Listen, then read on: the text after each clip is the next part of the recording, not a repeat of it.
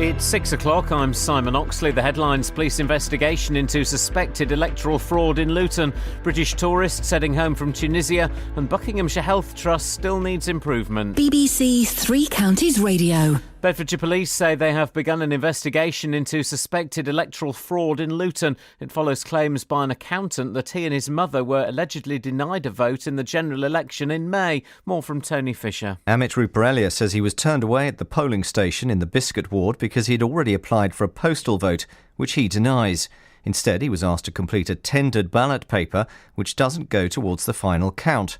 For the past 2 months, he's been asking Luton Borough Council how many tendered ballot papers were returned and whether the council has their postal votes. The council confirmed the matter has been referred to the police. Tour operators are making preparations to fly thousands of British tourists home from Tunisia after the government said a further terrorist attack in the country was highly likely. Luton-based Thomson and First Choice, who don't have any clients in the country, said they're working to bring their staff home within the next 24 hours. Monarch Airlines has cancelled all flights to Tunisia for the rest of the summer season, but the Tunisian ambassador to the UK said the government's announcement was playing into the hands of the terrorists. The care provided by a health trust in Buckinghamshire still requires improvement, according to the Chief Inspector of Hospitals. Buckinghamshire Healthcare NHS Trust was put into special measures last year following serious concerns. Today's report shows some improvement, but still areas that are failing. More from Carol Abercrombie. The team visited Stoke Mandeville and Wickham hospitals and community health services. The Chief Inspector said although the pace of change has been rapid and clinically led, there are still concerns about medical staffing levels at night and at the weekend, and inconsistencies in the level of service in emergency care and end-of-life care. Developers will automatically be given planning permission to build on many brownfield sites as part of government efforts to tackle the shortage of new homes. The plans include new powers for ministers to intervene in local council building plans. Firefighters have cut 2 people free after a crash in Hertfordshire early this morning. A car left the road and hit a tree on the Leighton Buzzard Road in Hemel Hempstead just before 1:30. Services have resumed on the London Underground this morning after yesterday's strike. Tube trains started running again at 5 o'clock, but there may still be some disruption this morning. A boarding school for deaf and disabled children in Buckinghamshire has been forced into administration. Unless a buyer can be found, Penn School will close at the end of this term, as Ben Nye reports. Deloitte were appointed as administrators on Tuesday to the Rayners Special Educational Trust, the charity behind Penn School Limited. It will leave around 50 children with serious special needs without a school place come September. Buckinghamshire County Council say they are liaising with parents and other schools to ensure all students can find a suitable place. In sport, it's men's semi-finals day at Wimbledon with Andy Murray taking on Roger Federer. That match is second on centre court after Novak Djokovic against Richard Gasquet. The weather, another dry and sunny day, maximum temperature 26 degrees Celsius. And you can get the latest news and sport online at bbc.co.uk/3 counties. Nice one, Simon. Thank you. Morning, guys. Iain Lee, BBC Three Counties Radio. It's a beautiful day. That's all I have to say on the matter. I'm in holiday mode. The girls are here. Morning, ladies. Good morning. Okay. Catherine? We've got to be very careful today. I know you've offended people from yesterday's show. I think they think you said it. What? Oh, silly thing. I can't even be bothered to go into it, but I've been reported to everyday sexism. Hang on a second. Oh, hang on a second. Why, hang on. Why is my A button not working? Guys? Yo. Hang on a minute. Don't start trying to just say... Check it 1, 2. No, this is actually now... Serious, my computer's crashed, guys, so my A button doesn't work. Uh-oh. Oh, it's on pause. Well, how do I unpause it? Close the fader. And then stop. There you go. Right. And then open it. No. Oh. Yeah. Those guys were so much fun. I'll be glad that they have to come back. Right. Okay. So the B works. Across the A button beds, don't work, guys. This is BBC Three Counties Radio. Oh, well. What, so we get every other trail? Was that a massive loss? bloody thing. Oh, this blooming thing, they've spent a fortune on it and it's rubbish. Right, OK. So the A button doesn't work. That's fine. What happens if I do that? Not a thing. It's knackered. Well, that was worth £2 million. Yeah. Right, OK. Let's have some of this.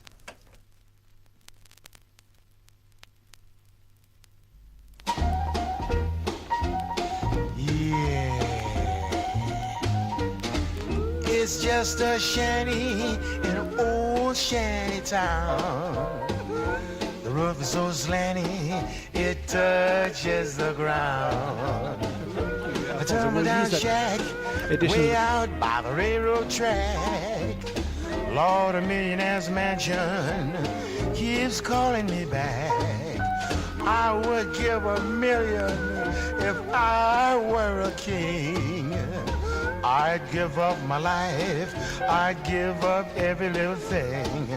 I got a gal waiting there with a great big silvery crown and a shanty, old shanty town. Well, it's just a little old shanty down, old shanty town. The roof is so slanty that it goes up, comes down, then goes around. A tumble-down shack by the railroad tracker, baby, and it's way, way, way in the back. Oh, Lord, $1 million has a mansion, babe. Shiny, get your gun and won't you take it on the run to the shanty town. Many of them mooch are kicking the gong around. Smokey Joe couldn't go, he had to stop and see the show. But I got a gal waiting there with a great big golden crown and a shanty, oh, shanty town. Talk it, boy, talk it. There's only a shanty, honey, a real old shanty town. The roof is so slanted, almost touches the ground. Why, it's an old broken down shack sitting out there by that railroad track. Like a millionaire's mansion, honey. Oh, baby, it's calling me back. Just a little old shanty down. Oh, shanty. Look at that shanty. It's kind of canny, but it's groovy. Cause I got a gal waiting there with a great big silvery crown. So long, farewell, toodaloo, goodbye, cutting out to old shanty town. Yeah. 10 pence. 10 pence. 10 pence well spent. That's the ink spots for 10 pence. Who have you annoyed? Go on, what did you do? Right, OK. You know, yesterday I got my biscuits out. Sorry? I left early. I missed this. No, you didn't. You came in and you were having a chat with us. Oh, you mean us. your actual biscuits, not your ginger snap? They were ginger snaps, actually, as it happens. We're back to not wearing pants. OK, yeah, carry on. OK. So you came in here... Tony's come to do a serious news story and we're talking about ginger snaps. Now, much as Iain loves staring deeply into Simon Oxley's eyes while he's reading the bulletins, sometimes he comes in here to annoy us during the bulletins. And he was doing that yesterday. Sexual harassment. And I said to him, go on, get on with the show. What do you think this is, a coffee morning? Yeah. And then proceeded, got my biscuit and with a flourish, chomp down. Yeah. So I tweeted that, and then there's this woman on Twitter says, Ninky Noo. No, I'm not going to name her because I don't want to shame her. I just want to. Well, it's Ninky Noo. I just want to laugh at her a bit. She says, Ninky Noo. Been annoyed all day after the comment about women on radio and interrupted coffee mornings, 8:47 a.m. I'm flipping out. She even took a note of the time. Oh, and she's reported furious. me to everyday sexism. Terrible. Grr. So I wrote back. I said, don't be. I was being ironic. Obviously, that got lost. Go, listen, instead of tell you what, Ninky Noo, instead of reporting people to everyday sexism, make sure you finish the washing. Oh. Irony. No. Now, serious stuff. Bedfordshire police are investigating reports of electoral. Thank you.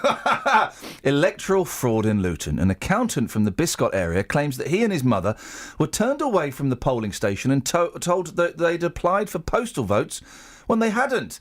Well, Tony Fisher, you got more on this. What happened when him and his mum went to vote? Well, when they went to vote, or when they tried to vote, there was a big argument, and he says a van load of police officers attended the polling station at Blenheim Crescent because they refused to leave. Now, the 46-year-old claims that he and his mother, Manjula, were both turned away at 7 p.m. on May the 7th. By polling officers who told the pair that they'd applied for a postal vote already, which they deny. Mr. Ruparelia says that neither he nor his mother submitted an application, and after a dispute, both were invited to complete what's called tendered ballot papers, which don't go towards the final count and then not put in the ballot box. So basically, it's pointless. It's pointless. A pink slip, and it doesn't actually go towards the count. So it's also claimed that Mrs. Ruparelia was turned away from the same polling station earlier that day, which apparently goes against election rules, stating that even if you apply for a postal vote and turn up to a polling station before 5 p.m. on the day, you should be issued with a second ballot. So Mr. Ruparelia says, well, he says lots of things, but he says that the polling officers at Blenheim Crescent were not properly trained. I would be furious if I turned up and they said, no, you've got a postal vote. He's basically been denied a vote. Incredible. Him and his mum. What is Mr. Ruparelia doing about this? Well, he's tried for the last 2 months to get answers out of Luton Borough Council. He submitted an FOI. He says he did receive white polling cards, but never applied for postal votes. And his question is, why have the council not produced the postal vote application for his mother and him? He's spoken to the returning officer, Trevor Holden, who's also the chief executive of Luton Borough Council. They met on May the 7th. He says Mr. Holden told him that the allegations you are making are so serious, I'm going to refer this to the police. However, it wasn't until yesterday that the matter was actually it wasn't until Wednesday that the matter was referred to the police. 2 months later. 2 months later.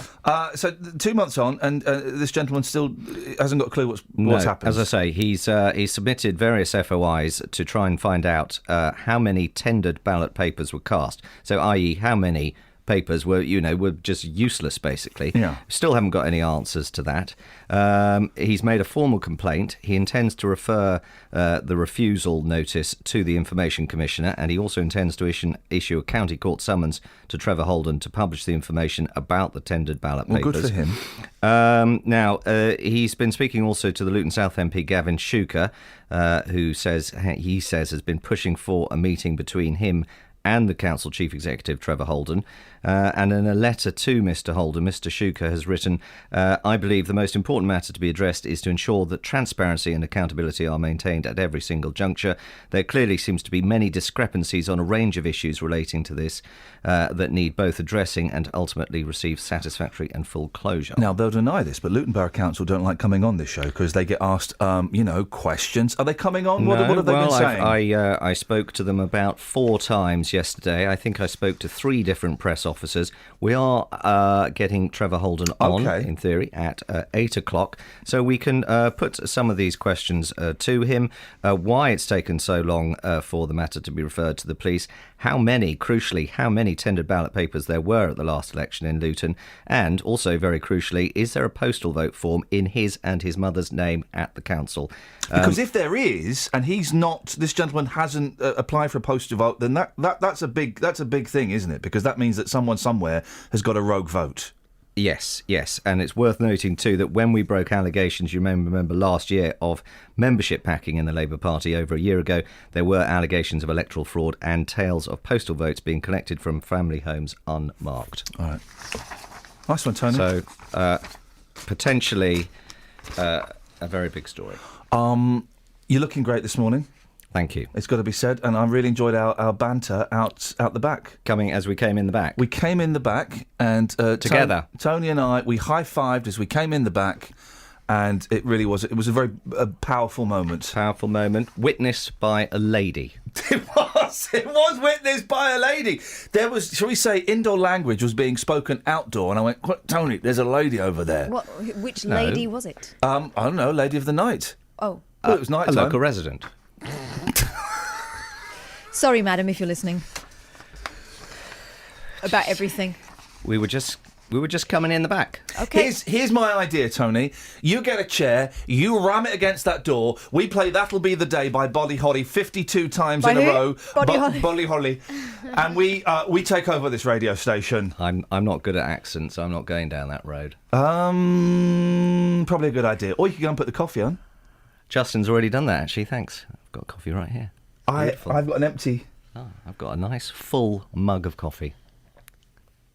Guys, Cheers. I've got. Guys, Yeah. Guys. Delicious. Travel news for beds, cards, and bugs. BBC Three Counties Radio.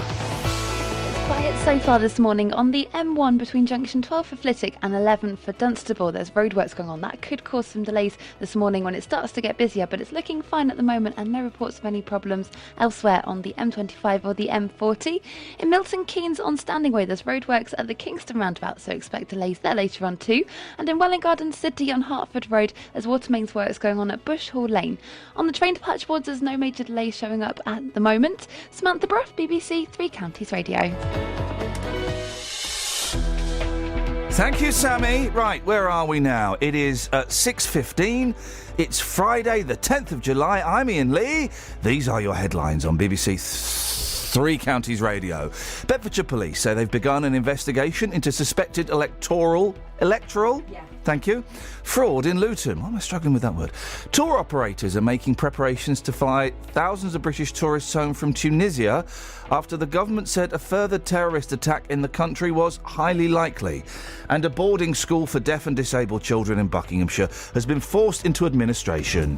Nick Hoffer on BBC Three Counties Radio. The book is all about how you can use nature to make walking a detective game. There's no cost to spending 10 minutes looking at all this stuff. Three mums from Hertfordshire have got something a little bit different planned. This weekend they're walking 100 kilometres. We've done lots of training and we're aiming to complete it within 24 hours. Nick Hoffer. Is that a maze in front of your house? It's called a parterre. Oh, it's a parterre, is it? I planted it myself with 540 plants, so I know it's a parterre. Award-winning Milton Keynes sports journalist Mike Calvin has written Gareth Thomas's autobiography. I've got to think what you think, I've got to see what you see, I've got to hear what you hear, and that will be an inherently painful process. Nick Hoffer, weekdays from 12 on BBC Three Counties Radio. There we go. I tell you what we're going to do in a little bit. What are we going to do? There's not a lot in the papers, guys. And if I'll be honest, it's my last day, so I'm not really paying attention. But for the first time in a long time, we've got one of these bad boys. Whoa. Morning. We got one of those. Do you want to hear it now? And do you want to ponder on it? Yeah. Kelly's... good to have you back, Kelly. Thanks, player. I've got your microphone open. I may close it very quickly. Okay. So, one of those, eh? One of those. Okay, so this is it. I read a headline. You have to guess what the story is. Are you ready? Oh, I've got that already, look. Cock fright. Cock fright. Cock... Well, they can be quite fierce, can't they? Fright. Kelly, would you like to go first? Cock fright. Any ideas? Yes. What the story... OK, any ideas you can say on the radio? Nope. OK. But I can come up with another one. No, that's very mature of you, Kelly. Well done. You're learning a discipline. Catherine, cock fright. Angry cockerel. Okay, they can be fearsome. So I bet one of them has gone rogue, and people don't dare to enter its perimeters. Hey, you know what? She's spot on. Boom. Cock fright. I know about cockerels. That's boring. Grumpy cockerel, Stan. Yeah. Oh. Imagine a grumpy cock. I see one every morning. Was evicted. There's a nature reserve as we come past it. I know, yeah. Was evicted from a tourist site for attacking kids. Oh, it picked on kids as well. It picked on kids. Those things is vicious. 03459 455 555. Oh, you told me track 4. Well, I counted them wrong then, didn't I? Hang on. I got it on the wrong side. 1, 2, 3, 4. No, it was 4. I got it on the wrong side. Oh, dear. I can't believe you've not listened to this whole album. It's a masterpiece. Been in my boot since I bought it. It's a masterpiece. Listen to the man that goes... I am not in love, but I'm open to persuasion. Stetson. East or west, Doorbells. where's the best? Doorbells. For romancing Tough, mate. with a friend, I can smile, but with a lover I could hold my head back and really laugh, really laugh. Thank you. You took me dancing across the floor, cheek to cheek, but with a lover I could really move, really move. I could really dance, really dance, really dance, really dance. I could really move, really move, really move, really move. Now if I can feel the sun in my eyes and the rain on my face, why can't I feel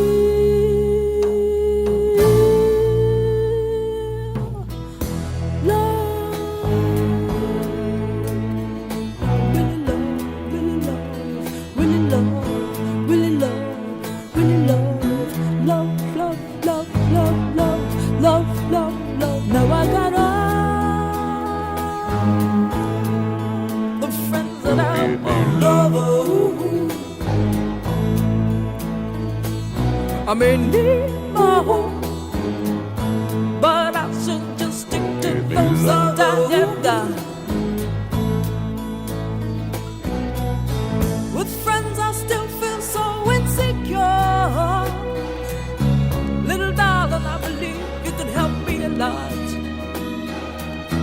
Just take my hand and leave me where you will. No conversation, no wait, good night. We'll give you love. Just make love with affection. Sing me another love song, but this time with a little dedication. Sing it, sing it, sing it, sing it. You know that's what I like. Love, ooh. Once more with the feeling. Give me love, give me love, give me love. Love, love.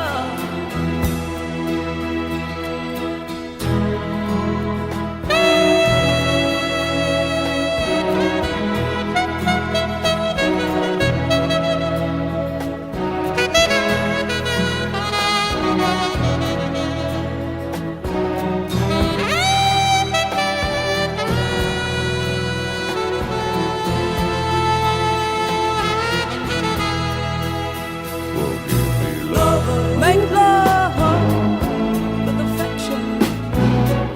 Sing me another love song, but this time with a little dedication. Sing it, sing it, sing it, sing it.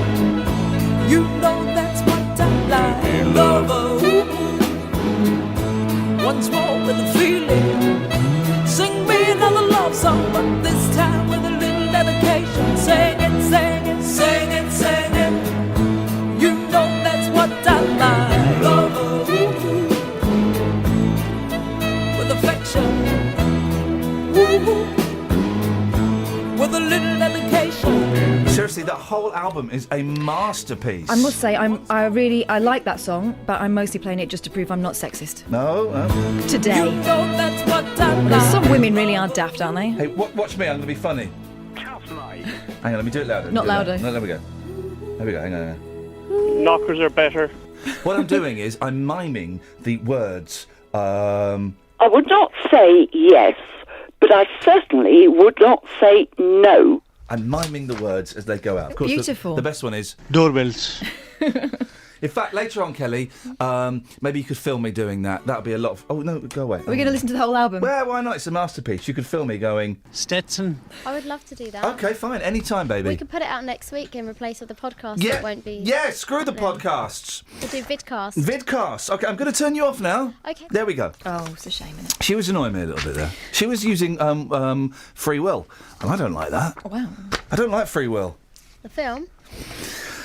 They should, though. Very, very clever. Very, very clever. That not funny, but clever. You're like The Now Show or any other Radio 4 comedy. Clever, but not funny. Thanks, mate. You're welcome, player. Anyway, it's great to have you back. Thank you. Who's your boyfriend? Akeem. Akeem. OK, nice. Is it customary to bring our boyfriends to work now? Because no one told me this. Listen, it's Friday. You're not here next week. It's nothing to do with you No one told me anymore. I could bring my boyfriend in. Tony Fisher came in with you. Raoul is at home. Raoul. In his silk dressing gown. And if I'd have known, I'd have brought him in. Ay, qué guapo ese Raúl. The parents of 50 deaf and disabled children have been told they'll have to make alternative arrangements come September following the sudden closure of their school. The Penn School went into administration on Wednesday with the warning that unless a buyer is found, it will close at the end of term. What a terrible story for those people involved. Catherine, what's happened to leave this school in such a sorry state? Well, the Penn School is what's known as a non-maintained special school, which essentially means it's a not-for-profit charity which runs a school rather than the local authority. However, the students that go to the school are referred and paid for by the local authorities. So from what we understand, the school had significant money problems stemming from 2013 when the school was rated inadequate by Ofsted. The administrators say that the problem has been building for 2 years since, saying it's resulted in a significant drop in student numbers and therefore income, and with an unexpected reduction in expected numbers of pupils for the upcoming year, it became clear that the school couldn't go on. So what happens? Well, it's a terrible situation for the parents and the kids. Deloitte are the administrators, and they're saying that unless a buyer can be found, the school will close at the end of term.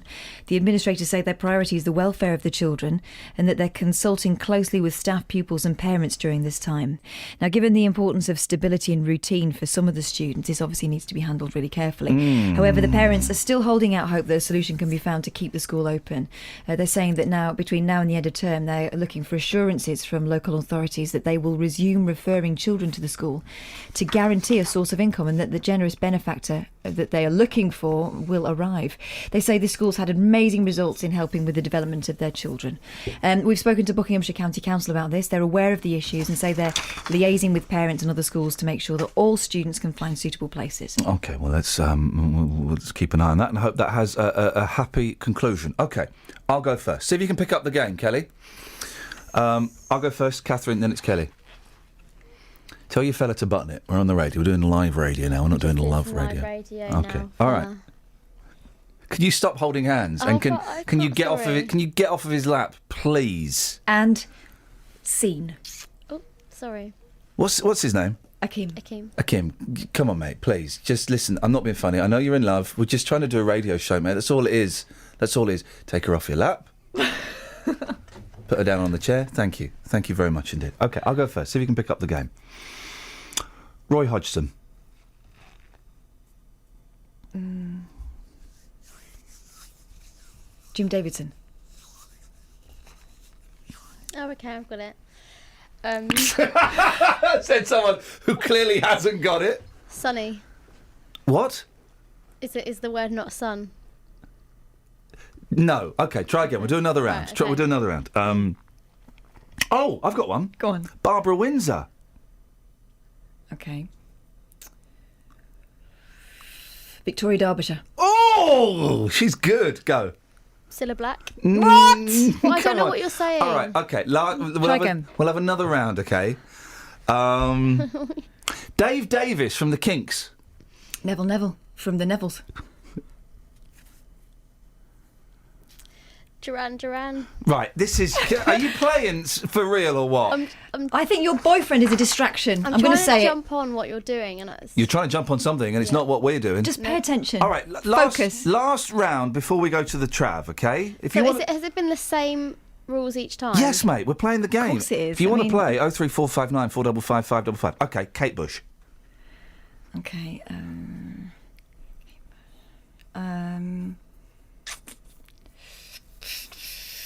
OK, can I have some thinking music?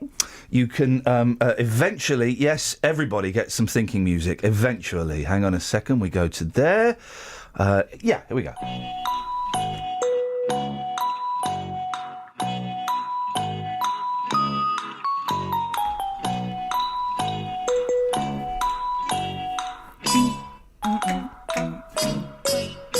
OK.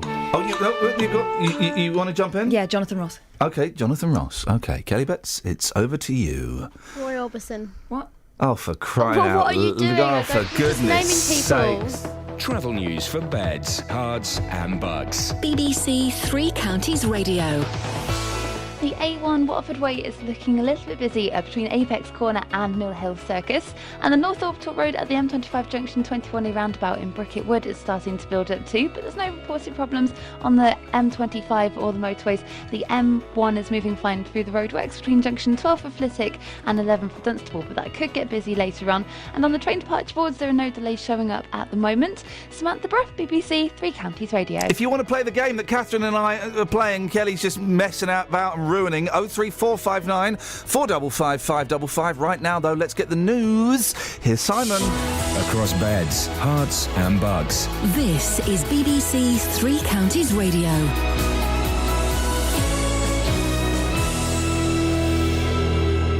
It's 6:30, the headlines. Bedfordshire Police say they have begun an investigation into suspected electoral fraud in Luton. It follows claims by an accountant that he and his mother were allegedly denied a vote in the general election in May.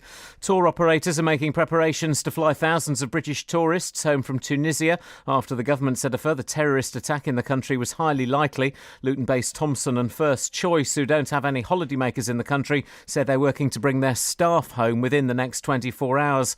And a boarding school for deaf and disabled children in Buckinghamshire has been forced into administration. Unless a buyer can be found, Penn School will close at the end of this term. Three Counties Sports. BBC Three Counties Radio.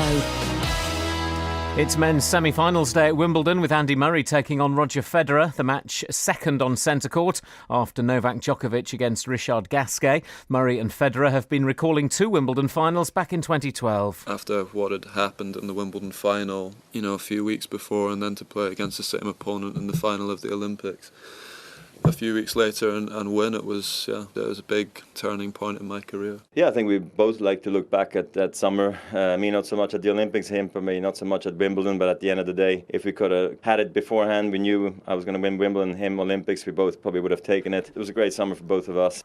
There's already one Murray in a final, with Andy's brother Jamie into Saturday's men's doubles final with Australian John Peers. England have the advantage going into day 3 of the first Ashes test in Cardiff. Australia will resume this morning on 264 for 5, still trailing England by 166. In football, Luton have made their 10th signing of the summer. Defender Mark O'Brien has joined the Hatters. Here's Jeff Doyle. O'Brien was released by Championship club Derby last month, having been on loan at Scottish Premiership side Motherwell last season. He's 22 and seen as a centre-half, although he can play at full-back and in midfield. O'Brien has signed a 2-year deal at Kenilworth Road, having played in the Portugal friendly on Tuesday. He increases competition in defence, which has already been improved by the arrivals of Scott Cuthbert, Magnus Okungai, Stephen O'Donnell and Dan Potts. The Hatters could look a very different side next season. Watford's Olympic super heavyweight champion Anthony Joshua will fight Dillian White for the British heavyweight title in November or December. Joshua has won all 13 of his fights as a professional inside 3 rounds, but lost to White as an amateur. And race leader Tony Martin is out of the Tour de France after breaking his collarbone in a crash at the end of stage 6, so Britain's Chris Froome will take over the yellow jersey. BBC Three Counties News and Sport, the next full bulletin at 7. Tony Martin? Not the... No. OK, thank No, you very different much. one. I'm glad to hear that, thank you. Phew. This is Iain Lee. On BBC Three Counties Gosh. Radio. Imagine a pile-up with him involved. I mean, blimey. Sorry if you were interrupted during the news there by... You may have heard me going, Kath, I'm being funny. I was being very, very funny. I'm glad you flagged it up. It's so easy to miss. OK, one more game, and then we'll play a song, yeah? Yeah. OK? Can I have a clue about what you're doing? I don't know, can Just you? a little bit? OK. Can he please Hello? stop kissing your neck? Please. Please. I mean, listen, I've just met you. I can know see that. It's nice to meet you. It's great. It's a bit weird that she's brought her boyfriend along, and that is... But you know what? It's rock and roll, My isn't it? last day, I don't care. But I'm going to have to ask you to pull those back up, please. Thank you, mate. Right, OK, so... It's a shame. Now, here's one I didn't realise until I saw him live the other day. Jim Dale. Oh. Yeah, Jim Dale's one. Well, often that happens. Is Yep. he from London? Yes. Right. Oh, I know what you're doing. What? I've got it. OK, all right, fine. Well, do you want to go next, then? No. You go, Kelly. All right, we'll reverse it. We'll reverse it. I can't think of one. Oh, I've got one. Yeah. Pete Beale. Oh, yeah. You like that? I like it. Pete Beale. Kelly? 03459. You're naming Cockneys. No. Oh, for crying Well, then I don't know out what you're loud. doing. You haven't got a clue how to play this game, have you? No, because you haven't told me. Now. This here's a rubber duck.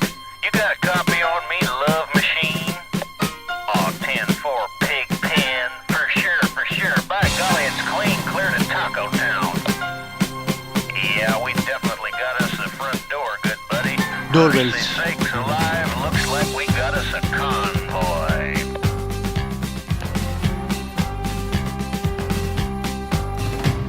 Arizona, noon on the 7th of June, when they highballed over the pass. Bulldog Mac with a cannon back and a Jaguar hauling ass. He's 10 on the floor, stroking bores, seat cover starting to gain. Now Beaver, you a trucking with a rubber duck, and I'm about to pull a plug on your drain.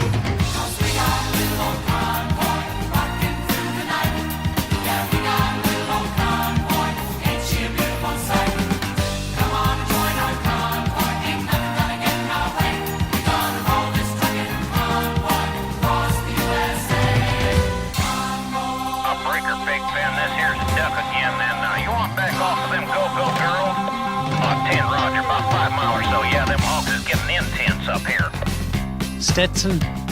New Mexico on I-40 like a Texas lizard on glass.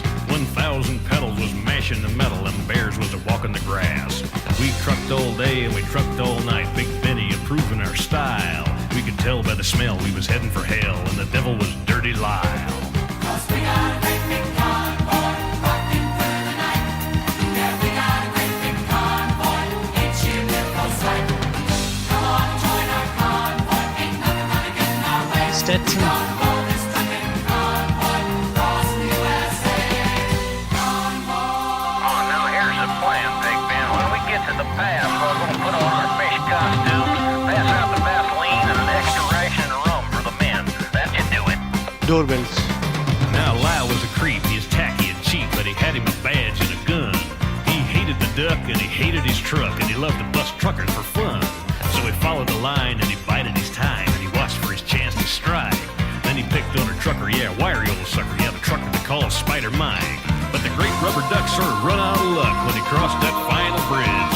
There's choppers and rigs full of guns and pigs, they's wall to wall on the ridge. He showed no fear as he grabbed his gear and he stuck it in Granddaddy low. Them guns went boom and his ass went zoom, and the Mac took a terminal blow. Oh, how about you, Big Nasty? Come on there, say, listen, Big Nasty, we sure are glad you's along on this here run to kick ass, don't you know? On 10-4, I know you can't say kick ass on the CB. Back? Well, that big black Mac stopped dead in their tracks when the trailer blew high in the air.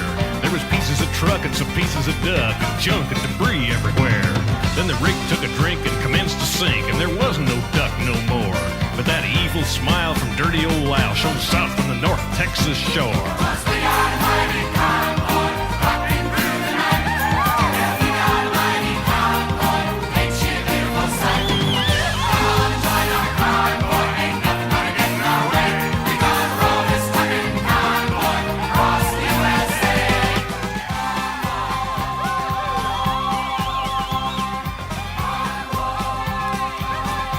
Oh, man. 12-year-old me is just... I used to love that song. I used to love that film. It's a great film, one of Sam Peckinpah's greatest. Ali McGraw and Chris Christopherson, and then the weird waitress woman that Chris Christopherson's cheating on, and it's his birthday, and he goes into the back of the truck, and she's sat... I remember this so vividly. She sat there, she's naked apart from a ribbon, and she says it in a really weird phrasing. I've not seen this film for 30 years, right? But she says, "Help me unwrap the present." Oh, that stuck with me. Wowzers! Okay. What was the present? Her. Oh. Okay. Last go. Last round. Does anybody know what they're doing? Yeah, we all know. Colin, are you playing or not? No, I don't know what it's all about either. Okay. Right. I will go next. You start it, Kath. You start. Peter Cox from Go West. Chris Packham. Okay, I've got it. Okay. Percy Sledge. What? Was it not the last So the last letter of your... No, of course it's not. What a stupid thing to say. What dumb... All right, should we do another one? Why? Okay, we'll do... One more. Okay, let's do one more. John Gaunt. Mark Owen. From the Take That. John Gaunt from the olden days. Yep. And... The back bedroom. John Gaunt from his back bedroom, from his nana's bedroom. From the 5 gold stars. Kelly? Lorraine Kelly. Oh, for crying out loud. I don't know what you're saying. Colin, do you want to have a go? No, I don't understand it either. Flipping it. What is the point of us even... I'm with Kelly here. Well, you're not. Akeem is. Well, why don't you play a game with him, Kelly? What, with Colin? Well, no, they'll just be saying stuff. Yeah, that's what you're doing. No. No, mate, there is method to it. There is a reason. What is the reason? I can't tell join you in the without reason. Oh, good song next. But I can't join in without you explaining Kelly, the game. I want you to think about your behaviour this morning. Maybe there's one extra person in this relationship that is putting you off your game. Oh, but Yoko Ian- there. I'm going to turn that down because she's going to say something rude. Right, Colin, what do you want? Right, I was flicking through the channels. Steady and on, mate. I don't need to know about that. Sat in Watching. front of the telly, flicking away, yes. What did you stumble upon? I don't often watch it, but I was watching a bit of the Community Channel. So you're that person. What is the local channel here? I know that because I know there's London Live in London. I don't know, mate. It just says Community Channel. Oh, okay. It's called Community Channel. Yeah, good name. Great name, guys. I was watching a programme called The Floating Chef. Oh, yeah. Does that ring any bells to you? Do you know, it Mr. does Lee? ring a distant bell. Is it about a man, an annoying chef, who's got a dream of setting up a really tiny restaurant on a punt in Paris? Spot on. Yeah, never heard of it. And I didn't realise it was you. Well, I'm not the chef. Of course, I saw the credit. Yeah, I'm not the chef. I'm the guy doing the voiceover. no. I used to have a highly The, successful the voiceover crew. narrator. The narrator, yeah, the voice. Yeah. I'm good, aren't I? Yeah. At it reading was things. Good. When I had to do- my films, I'm going to get you to do the voiceover for Bow me. chicka wow wow. Colin's got a new fossil. Yeah, I have actually. Tell me more, Colin. I got it from the charity shop. Is it a big one? No, it's not very big, but it's How old is it, Colin? It's about 190 million years old. Oh, is it very, very shiny? It will be. You're going to buff it And up. hopefully it'll be see-through. Oh!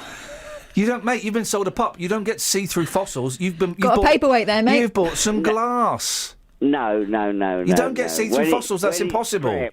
When it's prepped Yeah. or cleaned up, Gosh. it should look very nice. And with what the does your light wife think through about it. this?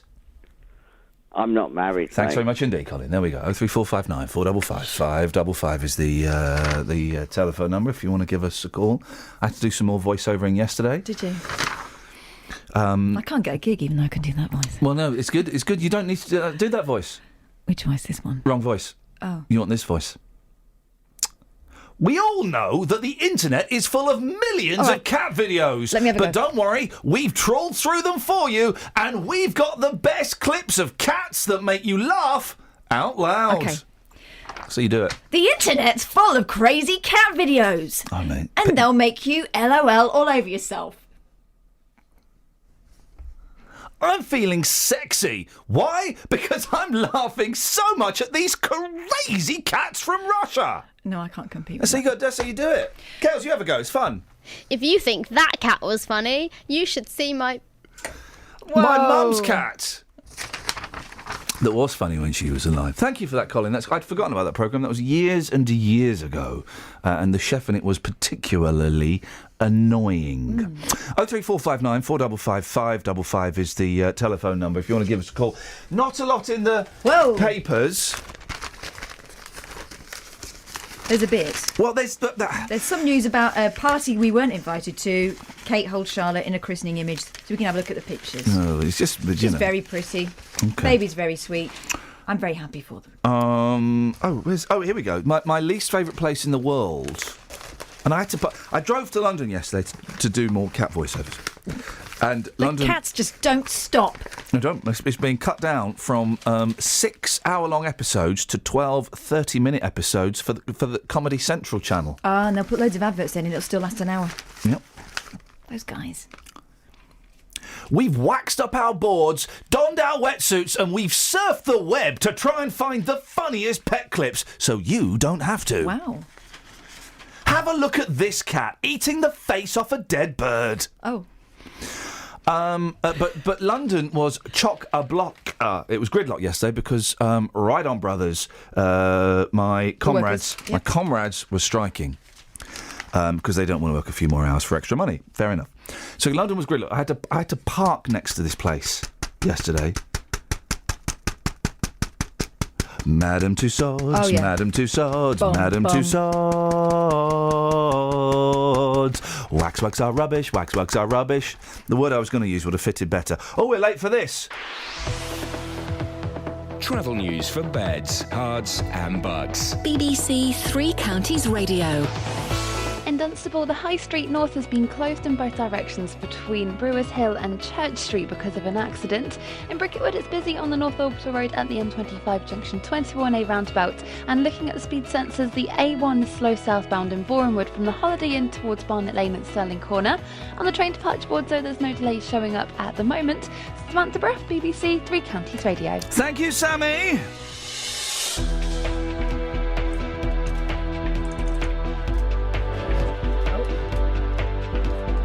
Don't need a running commentary every time I muff it up, all right? They know I'm muffing it up. They don't need going, didn't want to do that. It was involuntary. You'll regret that. Oh.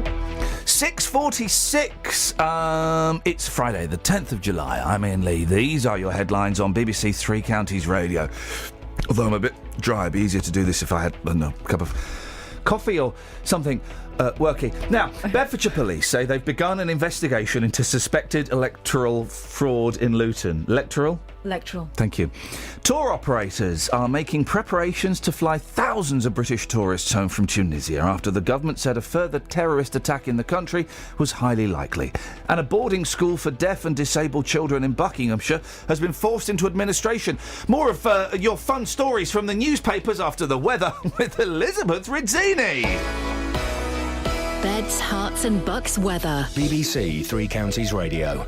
Hello, very good morning to you. Today is going to be a lovely day, beautiful summer's day right across the three counties, feeling warmer than yesterday, and there'll be lots of sunshine around as well. So we could be looking at top temperatures of up to 27 degrees Celsius. Somewhere we may even get a 28 degrees as well.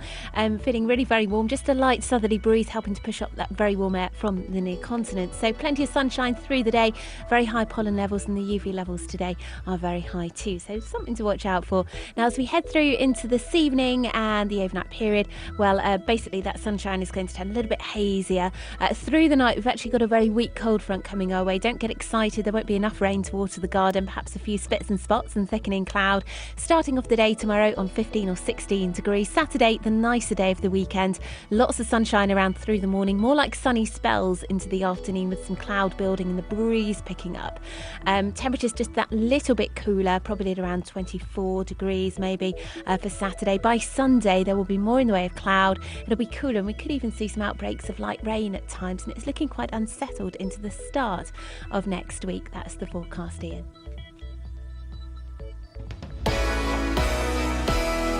The BBC Trust is the governing body of the BBC. Right now, it would like your thoughts on BBC Local Radio and local news on TV and online. It's all part of a review to make sure you're getting the very best service and value for money from the BBC here in Beds, Hearts and Bucks. Share your views by filling out the questionnaire at bbc.co.uk/trust. Or to receive a copy in the post, call free on 08000 680 116. Bear with me. Yep, that's the one with that. In. Sweet as A-N-U-T. No, not National Union. Give me a ticket for an aeroplane.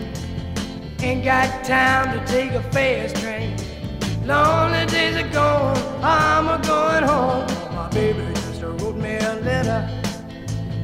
I don't care how much money I gotta spend. Got to get back to my baby again. Lonely days are gone, I'm a going home. My baby just wrote me a letter. When she wrote me a letter, said she couldn't live without me no more.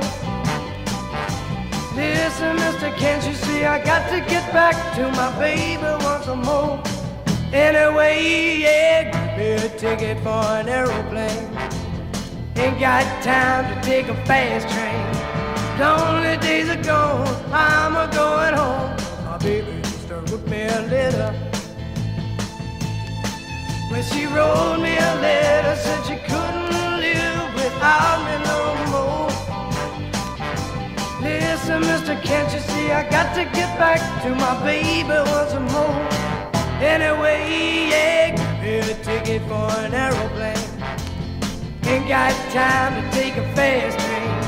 Lonely days are gone, I'm a going home. My baby just wrote me a letter. My baby just wrote me a letter.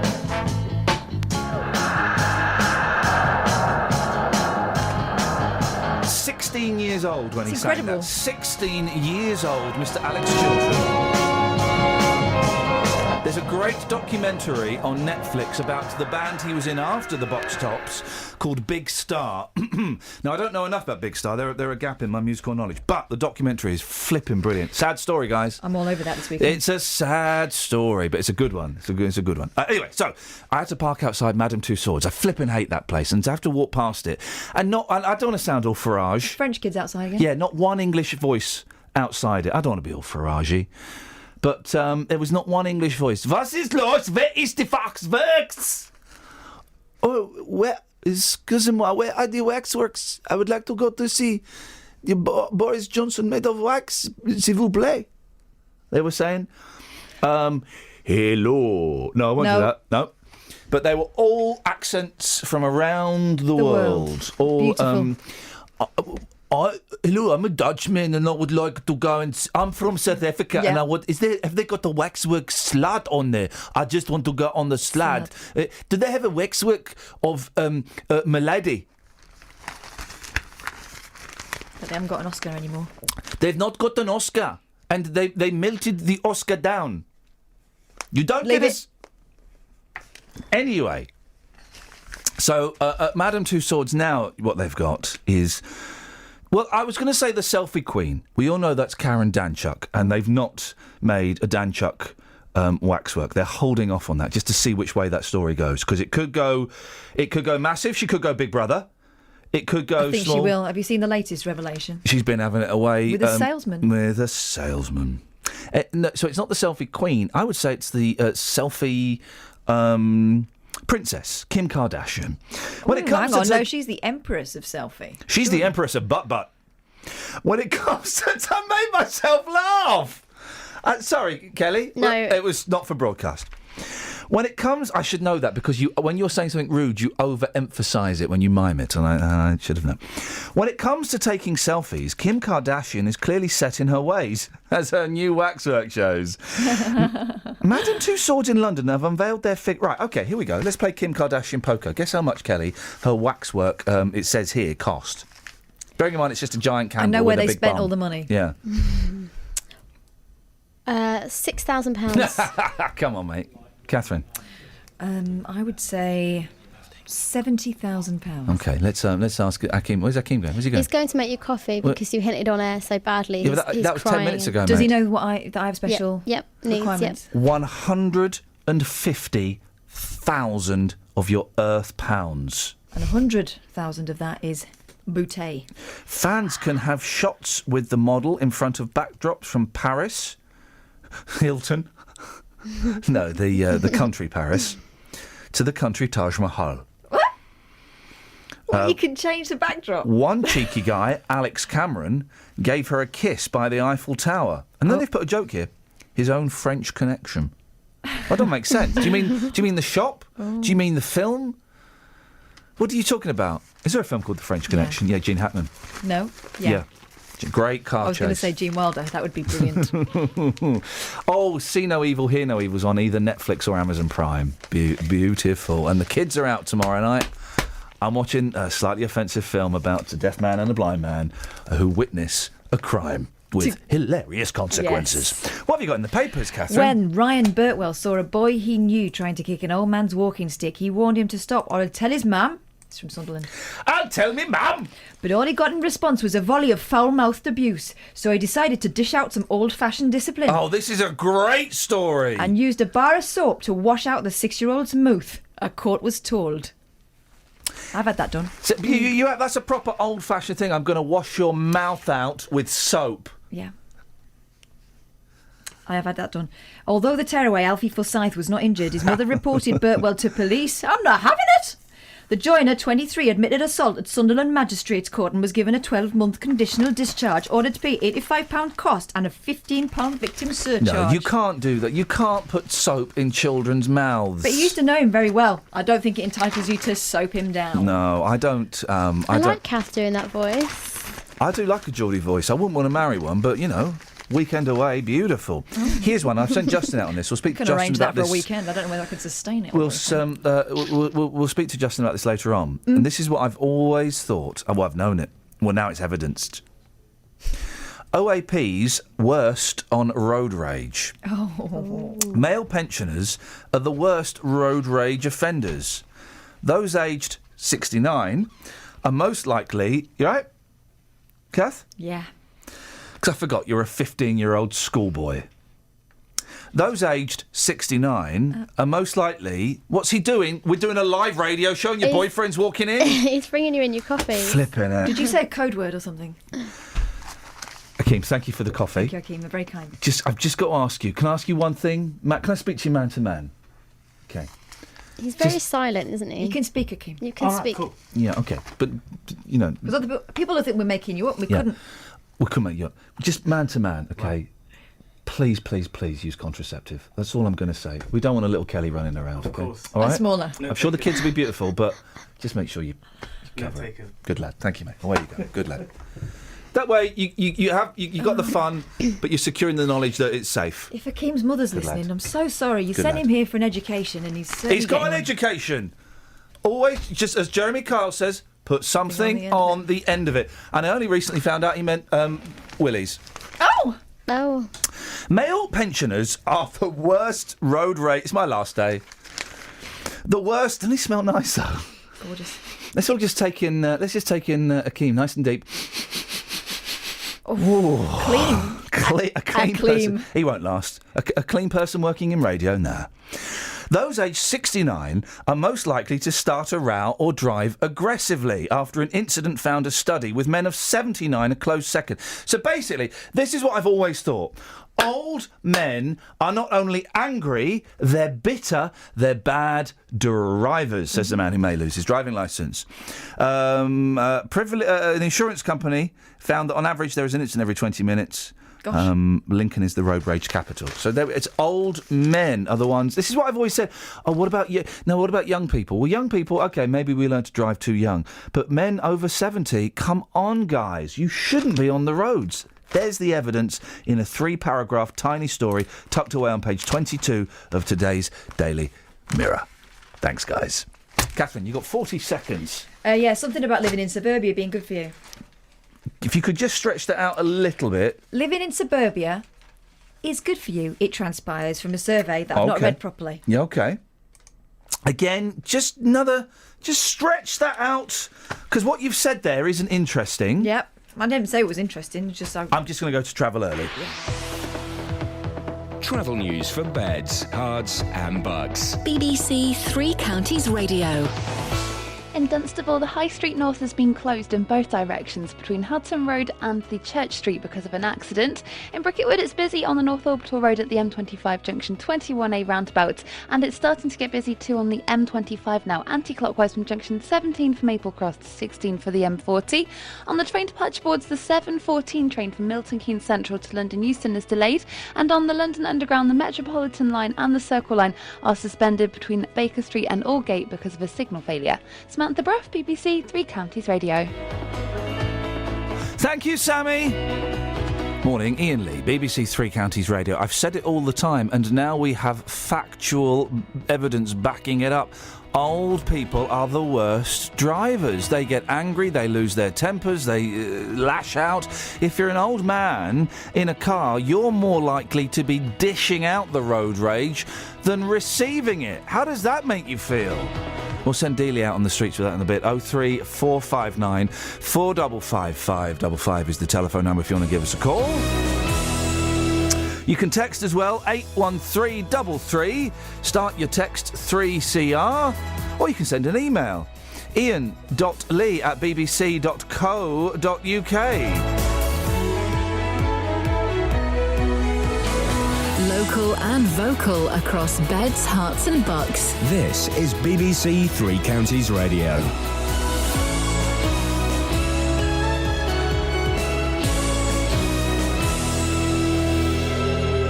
It's 7 o'clock. I'm Simon Oxley. The headlines: police investigate suspected electoral fraud in Luton, tourists coming home from Tunisia, and toddler's family vow to carry on their fight for justice. BBC Three Counties Radio. Bedfordshire police say they have begun an investigation into suspected electoral fraud in Luton. It follows claims by an accountant that he and his mother were allegedly denied a vote in the general election in May. More from Tony Fisher. Amit Ruparelia says he was turned away at the polling station in the Biscuit ward because he'd already applied for a postal vote, which he denies.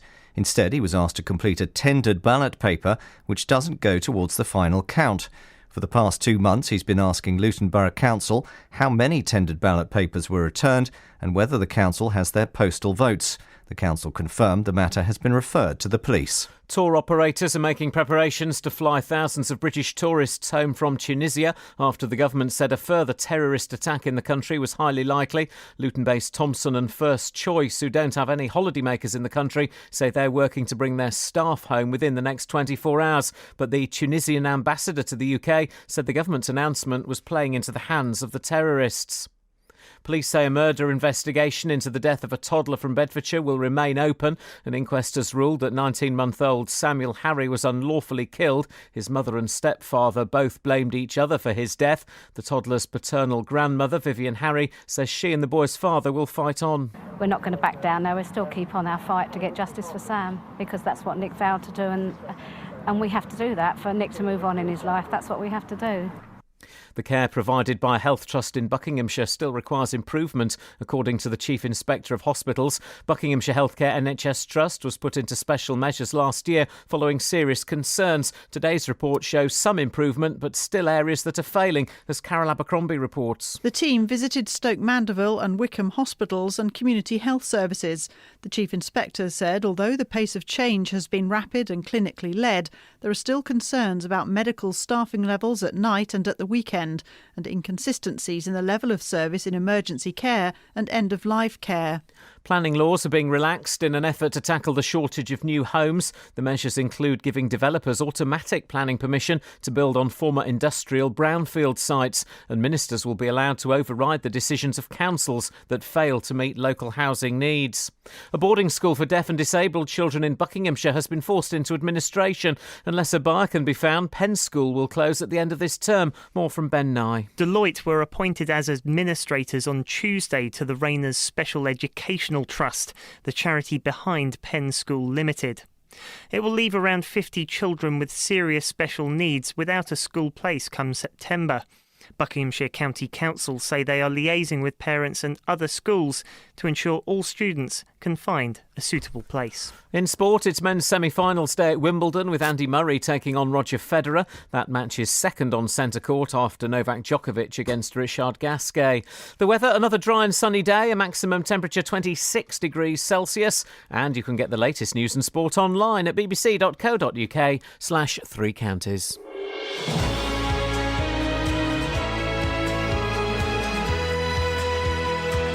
Thank you, Simon.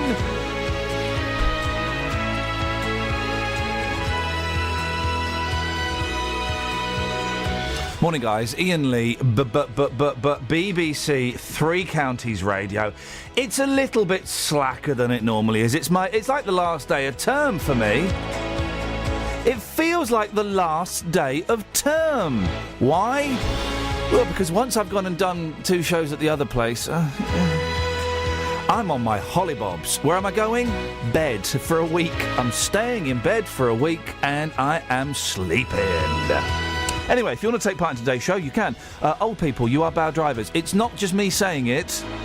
It's the newspaper, so you know what? It has to be true. If you're an old man, you're more likely to kick off in the car than a young guy. 03 459 455 555 is the telephone number if you want to give me a call. Across beds, hearts and bucks. This is BBC Three Counties Radio. And apologies to Justin Dealey, and apologies to, you the listener, because you would have wanted to have heard Justin Dealey. He was stood outside, he'd stubbed his growler out, he was all ready to broadcast in that last hour, and because of the way I have my screen configured, I didn't know he was there. Tony, I know you're here because I'm looking at you, I'm feeling you, and I'm going to let go in a second, but I didn't know, Catherine, that Justin was there. We were denied Dealey. I denied Dealey. Poor Adrian. If you've ever denied Adrian, 03459 455 555. It really was thoroughly unpleasant. Now, police, Bedfordshire Police, are investigating reports. Why do I struggle with this word? Electoral. Electoral fraud. Thank you very much indeed. It's like if I see the word analyst written down, I can't read it. Bedfordshire Police are investigating reports of fraud in the election system in Luton. An accountant from the Biscot area claims that he and his mum were turned away from the polling station and they were told that they'd applied for postal votes when they hadn't. Tony Fisher's been looking into this. What happened? And they went to vote. Yes, Mr. Ruparelia and his mother went to vote and they were turned away. He says there was an argument, a van load, as he's described it, of police officers attended the polling station at Blenheim Crescent because he and his mother refused to leave, he says, as they were angry at being denied a vote. Now, this happened obviously back in the elections on May the 7th. He said officers told the pair that they'd applied for a postal vote, which he denies. Mr. Ruparelia says that neither he nor his mother submitted an application, and, as I say, after a lengthy dispute, both were invited to complete tendered ballot papers. Now, a tendered ballot paper doesn't go towards the final count and is not put in the ballot box, so it doesn't really count. It's also claimed that Mrs. Ruparelia was turned away from the same polling station earlier that day, despite apparently election rules stating that even if you apply for a postal vote and say the dog ate it or whatever, and you turn up to a polling station before 5 p.m. on that day, you should be issued with a second ballot. So Mr. Ruparelia says polling officers at that Blenheim Crescent polling station were not properly trained. Now, if this gentleman's story is true, he is very angry, rightfully so. It would appear he has been denied a vote. What's he doing about this? Well, he's clearly got quite lots of questions for Luton Borough Council and is demanding answers. He said, he told me, we did receive white polling cards, but we never applied for postal votes. The question is, why have the council not produced the postal vote application for his mother and him? Now, he says he spoke to the returning officer, the chief returning officer, Trevor Holden, who also happens to be the chief executive of Luton Borough Council, on May the 7th, and he says that Mr. Holden told him, and I quote, "Allegations you're making are so serious, I'm going to refer this to the police." However, it wasn't until Wednesday that the matter was referred to the police, 2 months on. 2 months on, this gentleman got no extra information. He's none the wiser, is he? None the wiser. He's tried lots of different avenues in which to try and get information out of Luton Borough Council, including submitting a Freedom of Information request to find out how many tendered ballot papers were cast. The 46-year-old was issued a refusal notice by the council, apparently, as the FOI Act does not apply to electoral returning officers. So, in a sense, he feels like he's been fobbed off. He's made a formal complaint. He intends to refer the refusal notice to the Information Commissioner, and he intends to issue a county court summons, he tells me, to Trevor Holden to publish the information about the tendered ballot papers. Now, the allegations also been passed on to the Luton South MP Gavin Shuker, who's been pushing for a meeting between between Mr Rupert Elliott and the council chief executive Trevor Holden, and in a letter to Mr Holden, Mr Shuker writes, "I believe the most important matter to be addressed is to ensure that transparency and accountability are maintained at every single juncture. There clearly seems to be many discrepancies on a range of issues relating to this that need both addressing and ultimately receive satisfactory and full closure on." What does Luton Borough Council say? Well, all they told me officially is that they have referred the matter to the police, albeit only the other day. We will be speaking to Trevor Holden in the next hour. Here's my concern about speaking to Trevor Holden in the next hour. My prediction. It's with the police now, I can't talk about it. There's a police investigation, I can't talk about it. Yes, I've thought about that, and I think that's probably what he will say. There are still a few questions we can ask, like, well, why did it take you 2 months to refer it to the... But we'll ask all the questions. We'll ask all the questions. But I suspect that we will hear that sentence quite a lot. But by coincidence, when this information became public, that is when they referred the matter to the police. That is a coincidence, isn't it? OK, what are the kind of things that we want to find out? So the kind of things, why it took so long to refer the matter to police, how many tendered ballot papers there were, that's quite crucial. So how many, basically, papers were put in that didn't count at all. And so Mr Rupert says, there was a 4,000 difference between what Gavin Shuker got and the Tory candidate got. How many tendered ballot papers there were, and is there a postal vote form for he and his mother at the council, sitting there somewhere at the council? And it's worth noting too that when we broke allegations of membership packing in the Labour Party over a year ago, down to it, there was our political reporter Paul Scoynes, there were allegations of electoral fraud and tales of postal votes being collected from family homes unmarked. Well, some of the stories we hear about some of these councils and some of these MPs all across Beds, Herts and Bucks and across the country, you do kind of... this stuff is perhaps not as open and as transparent as we would like it to be. Yeah, and I did try... I spoke to Gavin Shuker's office and I did try ringing Gavin Shuker. It would be useful and interesting, I think, to have a conversation with Gavin Shuker about this. We'll get him on at some point, definitely. It's odd that he couldn't make today's. He's normally quite open about coming on this station. I'm sure there's something going on. Tony, thank you very much indeed. 03459 455 555. This is Iain Lee on BBC Three Counties Radio. We got any texters? Yeah, I mean, Shirley writes to us every morning, and usually it's to tell us off. Morning, Shirley! Today... Yep. She's giving you a little stroke. Oh, hello. What a good song, Iain. Thank you. Which one? Dunno. Convoy? Probably. Probably Convoy. I don't see how an angry cockerel is anything to crow about, says Liam of Bletchley, hilariously. And Paul, stroke Tony, whichever name he's using today, tells us a delightful story. Do you want to hear it? Yeah, go on. I've just been sitting at traffic lights on the way to work and I see two road sweepers sweeping the road. One of them lifted his hand and smelt... Probably... Yeah, no. Have you seen this picture of the giant rat? Yes. Is it real, though? That is flipping... Is it real, though? In it, though? That is... Wow. Yeah, that's... Well, how you can't fake a giant rat. You could stuff a dog and stick a rat's head on it. Well, OK, well, see the way it's... So I'd do it. It's a giant rat. That has got to be from tail to nose. I mean, that's taller than my youngest by quite some considerable way. King Rat. OK, yeah, I see what that's nice. Is King Rat a thing? Yeah, it's from... Dick Whittington. You're obsessed with Whittington. Pictures of monstrous vermin goes viral, along with fears of a furry infestation. Imagine if you woke up and that was sat on your chest, just gnawing at you. Oh. Wouldn't that be... You were woken up by it gnawing at you.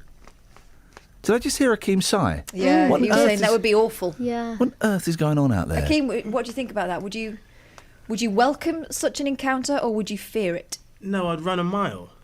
Well, you wouldn't, because it's quite heavy. An actual mile? Why would you run a mile? Because I'm quite a keen long distance runner, actually. You think a mile's a long distance? You think miles long distance? I could run further than a mile. Could probably run 2 miles. Should we have a run off? No. Yeah. All right. No. We've got a park outside. I'm just do saying, it now. Running away from the challenge. No, I'm just saying. No, you said you're a long distance runner. Then you said you'd run a mile. I'm saying that's not a very long distance. You need to rethink length and your concept of it. Okay, I'll take that on board. Why is your boyfriend here today, Kelly? Because I'm not being funny. He's got an attitude. Is it not bring your boyfriend to work day? No, mate. Why is yours over there? Just because he's locked himself out. Raúl. That's correct. That's correct. And he's not brought any clothes with him. Now, this nightmarish photo of an enormous dead rat has sparked horror. The picture is of a man in a high-vis jacket using pliers. Oh, it's flipping horrible. It's got hands the size of a baby's face to hold the rodent up to the camera by its neck. Now, there is confusion as to where this rat comes from. It either comes from the docks in Grimsby, or it comes from somebody's house in Essex. Or it's not real. No, that is totally real.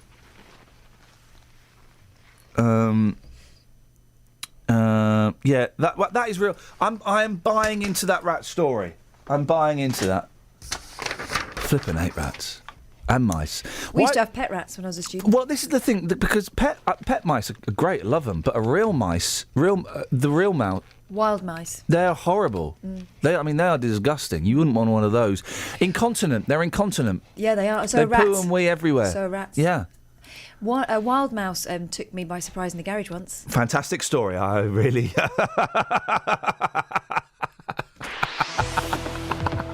Travel news for beds, cards and bugs. BBC Three Counties Radio. In Dunstable on the High Street North, there's been an accident, so it's closed in both directions between Houghton Road and Church Street. It was closed in both directions. It's just been opened again, but it's still very busy there looking at the speed sensors. On the A414 in Park Street, the Park Street roundabout at the North Orbital Road is looking very busy, and also on the North Orbital Road at the M25 junction 21A roundabout, it's looking slow on the speed sensors.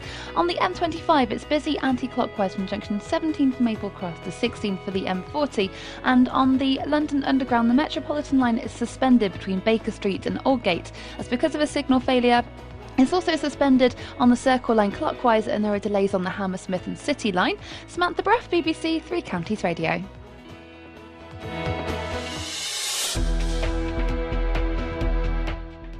Thank you very much. 03459 455 555. Interesting text there about the gentleman and the vote. Story. Bedfordshire police say they've begun an investigation into suspected electoral fraud in Luton. Tour operators are making preparations to fly thousands of British tourists home from Tunisia after the government said a further terrorist attack in the country was highly likely.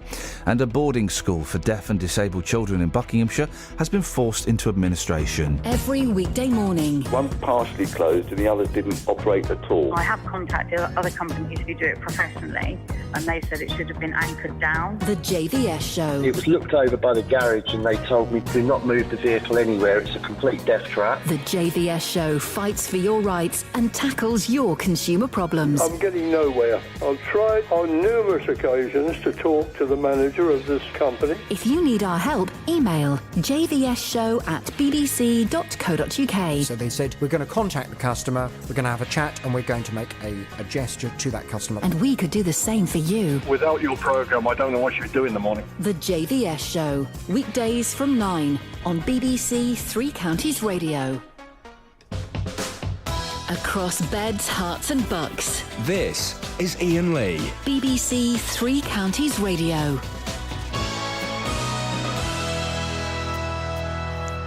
We can read the text. The story about the gentleman who claims he was denied a vote. We have a text from someone who uses multiple names. Just to put it into some sort of context. So there's quite a strong allegation in there that I'm not sure we should be talking about. Okay. Of criminal activity. Oh, I'm not reading that one. Which one are you reading? Oh, I didn't get that far. You can read the first half of it. All right. Okay. This is from someone who hasn't put their name on, but we know what their name is. They've used two names in the past. She writes that idiot is not still banging on about his vote, is he? I was voting at that time and I've never heard such an offensive and rude man in my life. He was the one that cocked up his vote and then felt the need... Well, an altercation with the presiding officer. There were children waiting for their mums in tears. Absolute nut job. If you saw the incident on... when was the election? May the 7th? Yeah. May the 7th be with you. Then, do get in touch and see if you can I don't know. This was at Blenheim Crescent at the polling station. Okay, we'll about see. 7 o'clock. 03459 455 555. Now, the parents of 50 deaf and disabled children have been told they'll have to make alternative arrangements come September as their residential school faces an uncertain future. The Penn School went into administration on Wednesday with the warning that unless a buyer is found, it will close at the end of term. Well, Varsha Patney is a parent of one of the students and joins me now. Morning, Varsha. Good morning, Iain. Who have you got at the school? Who goes there? Well, you have children who have got the most profound communication difficulties. They've got complex needs. These are children who can't be accommodated in any other school. Parents have fought hard with their education authorities. Sorry, Iain, if I become tearful, but they have spent so much money in trying to get their children to these schools. We are talking about children, for example, who, when they've been to another school, have been practically locked in a room because they can't be let out. Only Penn can accommodate them. Penn is safe for them. They have got the best teachers, the best speech and language therapists, because this is a school for children who've got communication difficulties. Where will these children go? We need the education authorities to come in, to put other children in and to help this school, because our children have nowhere else to go. You say it's a good school, Varsha. It did get an Ofsted rating a couple of years ago, didn't it, of poor. Would you disagree with that, or do you think it's improved since then? It may have only marginally improved, but let me explain to you that, Ofsted are looking at only one thing. They're looking at, say, the academics, but what they're not looking at is the emotions of these children, how safe they are. They are learning. They really are learning. You ask any parent where their child goes there, has your child improved? Definitely. Why would we keep our children there if they were not improving? It's your daughter, isn't it, that goes there? Yes, my daughter goes there. Can I ask what the extra requirements she has? How does her disability affect her? Speech dyspraxia. You go out there. Before she went to Penn, nobody could even understand her. Nobody. Today, she can easily go out into Waitrose. Just the other day, she went there, asked for milk, paid her money, and came out. And it is Penn I have to thank, and the speech and language therapy department at Penn who I have to thank. Well, as a mum, that must make you very proud to see her be able to develop like that. Absolutely. You go out there. I was in school yesterday. I was in school the day before. And all those children, where will they go? And it is Penn who has helped them come here. If the school closes, what's going to happen to your daughter? I don't know. None of us know. Because our education authorities will say, well, you fought. We actually all went to practically tribunal to get our children there. So now, September, none of these children are going to have places in September because schools will close next week, colleges will close. Where will they go? Must be quite stressful for you and your family. Yes, for me and my family and all the other parents. Every parent, in fact, parents for children who board at that school. Where will they go? Which other boarding school will accommodate them? Varsha, stay there. Let me bring Simone Banks into the conversation. Simone, you're one of the teachers at the school. What do you teach? I teach a class of profoundly deaf children. Okay. All the subjects across the curriculum. And what age are the children that you look after? 11 to 14, but the school caters up to sixth form. Okay. And how long have you been working there, Simone? A year and a half, just a year and a half. What's it like to work there? Oh, it's fantastic. By far, it's the best place I've ever worked. The children are happy, very ethical. They really care about their emotional well-being. You know, a good teacher has a very special relationship with all of their pupils. I would imagine that this is quite a unique relationship you have with them. Yes, it is. And I think only now that it's closing, I realise how close we've all become. And I think it's like a family, particularly for the deaf student who need deaf peers. and they do see them as their family. They're all going to be dispersed now. We've got parents who are frantic. I've been on the phone for about 2 hours yesterday with parents who are absolutely devastated, and it couldn't have come at a worse time. 2 weeks before the end of term, 1 week now, and they don't have a school to send them to. They're petrified they'll be sent to mainstream. The children are crying. For those who don't quite understand, Simone, why would it be inappropriate for these young people to be in mainstream schools? What would they lose out on?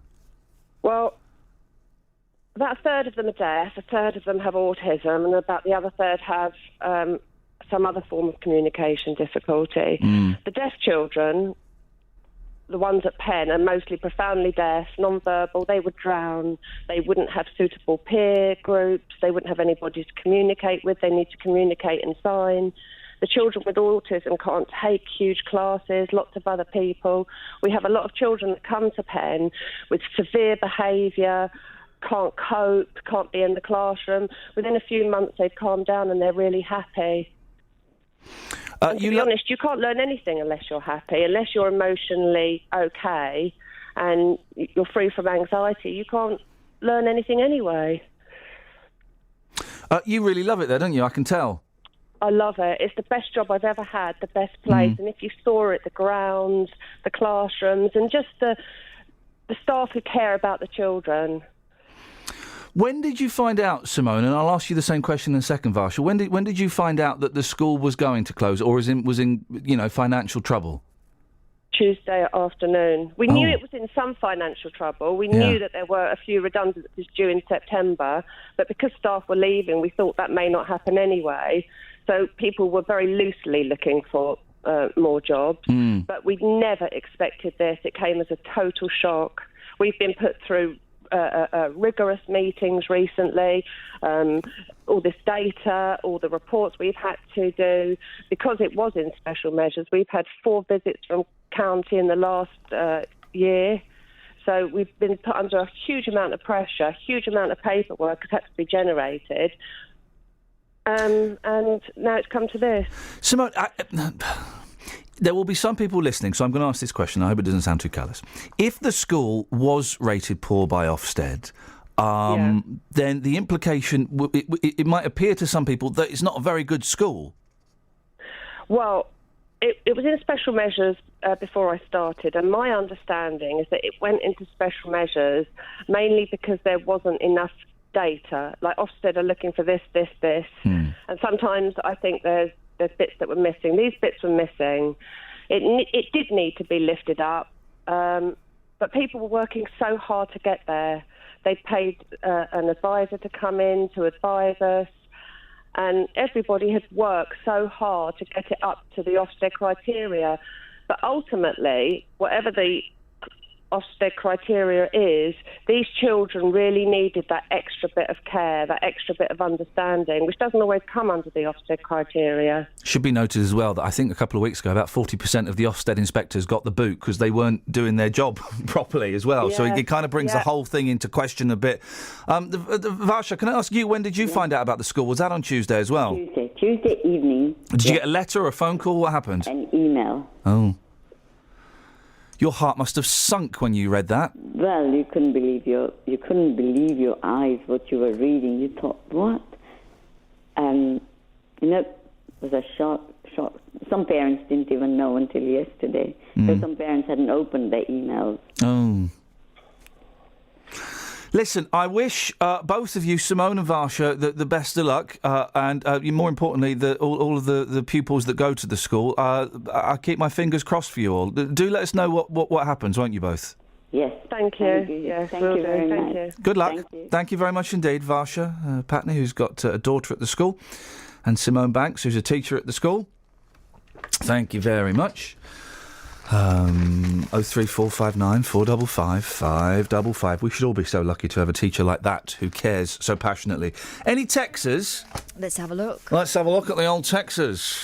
Oh, yeah, you played Convoy earlier on. Yes. Mark in Bedford said that song made me get a CB when I was about 10. Yeah, everyone wanted a CB when we were about 10. We all wanted a CB until they made CBs legal. Then we went, not bothered now. But it's like, mobile phones now, I suppose, wasn't it? Well, You're independent. This is why kids don't dig walkie-talkies anymore. You buy them walkie-talkies walkie-talkies, and they're like, well, but yeah, it's not as good as your phone. When we were kids, walkie-talkies were like, wow, this is awesome. I've told you about our walkie-talkies. They're on the same channel as the local taxi drivers. So I let the kids have the walkie-talkies. Well, they've got one at the end of the garden, so I don't have to shout.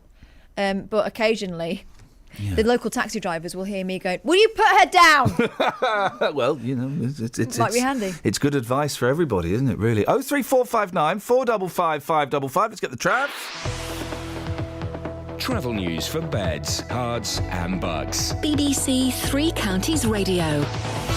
In Dunstable on the High Street North, there was an accident earlier between Halton Road and Church Street, so it was closed earlier on. It has been reopened, but it's still looking really busy. On the A10 southbound in Cheshunt, it's very slow from the New River Trading Estate towards the M25, and also on the North Orbital Road at the M25 junction 21A roundabout. That's looking very busy too. On the M25 anti-clockwise, there are delays between junctions 17 for Maple Cross and 16 for the M40.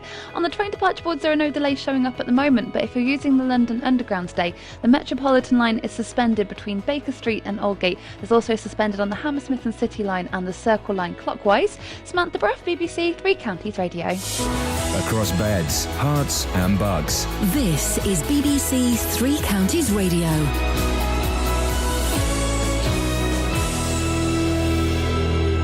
It's 7:30. I'm Simon Oxley. Bedfordshire Police say they have begun an investigation into suspected electoral fraud in Luton.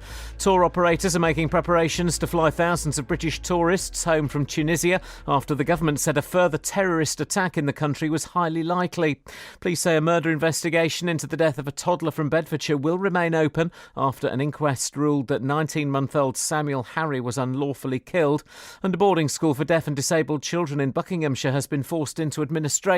Unless a buyer can be found, Penn School will close at the end of this term. Three Counties Sports. BBC Three Counties Radio. It's men's semi-finals day at Wimbledon with Andy Murray taking on Roger Federer. That match is second on centre court after Novak Djokovic against Richard Gasquet. Murray and Federer have been recalling two Wimbledon finals back in 2012. After what had happened in the Wimbledon final, a few weeks before, and then to play against the same opponent in the final of the Olympics a few weeks later and win, it was a big turning point in my career. Yeah, I think we both like to look back at that summer. Me not so much at the Olympics, him for me not so much at Wimbledon, but at the end of the day, if we could have had it beforehand, we knew I was going to win Wimbledon, him Olympics, we both probably would have taken it. It was a great summer for both of us. There's already one Murray in a final with Andy's brother Jamie into Saturday's men's doubles final with Australian John Peers. England have the advantage going into day 3 of the first Ashes test in Cardiff. Australia will resume this morning on 264 for 5, still trailing England by 166 runs. Luton have made their 10th signing of the summer. Defender Mark O'Brien has joined the Hatters. More from Jeff Doyle. O'Brien was released by Championship club Derby last month, having been on loan at Scottish Premiership side Motherwell last season. He's 22 and seen as a centre-half, although he can play at full-back and in midfield. O'Brien has signed a 2-year deal at Kenilworth Road, having played in the Portugal friendly on Tuesday. He increases competition in defence, which has already been improved by the arrivals of Scott Cuthbert, Magnus Okungai, Stephen O'Donnell and Dan Potts. The Hatters could look a very different side next season. Watford's Olympic super heavyweight champion Anthony Joshua will fight Dillian Whyte for the British heavyweight title in November or December. Joshua has won all 13 of his fights as a professional inside 3 rounds, but lost to Whyte as an amateur.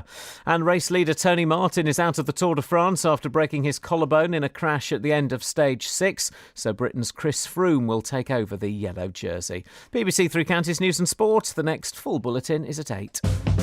Local and vocal across beds, hearts and bucks. This is Iain Lee. BBC Three Counties Radio. So we're all dipping into Kath's barrel. Large, isn't it? Very large and very, very sweet. A bit crispy. Now, my alarm clock is broken. The last 2 mornings, it's not gone off. Luckily, due to my military training, I wake up when I need to. No, it's the fact that I text you in the morning. Sorry? 4:27, I woke up yesterday, 4:17 this morning. Woke up, the alarm's not gone off, boom, I'll get up in 10 minutes. Because at your age, you'll need a wee by then, won't you? I've several wees in the night. But Kelly has just told me some bullshine. What is it you just told me? You can use the alarm on your phone. No. Yeah, that's what I use. Because you need to have the sound turned on, which Nope. means if I get a text, Yep. No. Nope. It My means phone. I'll get this all night. My phone is on No. silent. Yeah, and I'll get this. You got a text. You got an email. No, you got a text. You got an email. But we all know no one's texting you and emailing you at night anyway. All right, mate. But- I sign up to a lot of subscription things. So I've now... You can have your phone on silent, and Yeah. your alarm will still go off. Because I do it and you do it. Yeah. We'll find out, mate. And Akeem does it. Akeem this, Akeem that. Yeah. He's standing in for you next week. Flipping it, that moved quickly. Isn't it? He didn't pulled it a few strings. Right. He's worried now You because like he that thinks he is. Yeah. Am I? He's all excited. He's texting his mum. You don't believe it? I've only been here a week. Working. I'm doing this. No, you're not. It's a joke. Adrian's doing it. Is he? Adrian Dealey, yeah. Okay. Well, we'll find out, mate, because I've set my alarm Okay. to go off What time? at some point this morning. Oh. If we hear it, hopefully Yep. it won't be when I'm talking to someone from Luton Borough Council. If we hear it, and the sound is on silent, if we hear it, I'll apologise to you live on air. I look forward to it. If we don't hear it, then you owe me big damn. You might as well set your ringtone, your alarm tone, as sorry seems to be the hardest word because you will be apologising. You're just saying, have you said it for the next few minutes? Yeah. Oh, good. Good. All right. I don't need disrupting the rest of my show. What should we do in the meantime? Biscuit. Lisa says on Twitter, Iain has been known to give a free pass on a Friday. Could you have a word, Kate and Catherine, and send me one my way, please? I'm feeling it today. No. You don't get free passes off work and school if you... Oh. That's Hello. interesting, isn't it? Is that the sound of a man being wrong? Gosh, that is a ringtone, isn't it? Is that yours? You wake up in a very fey way. I wonder how he'll apologise. Quietly.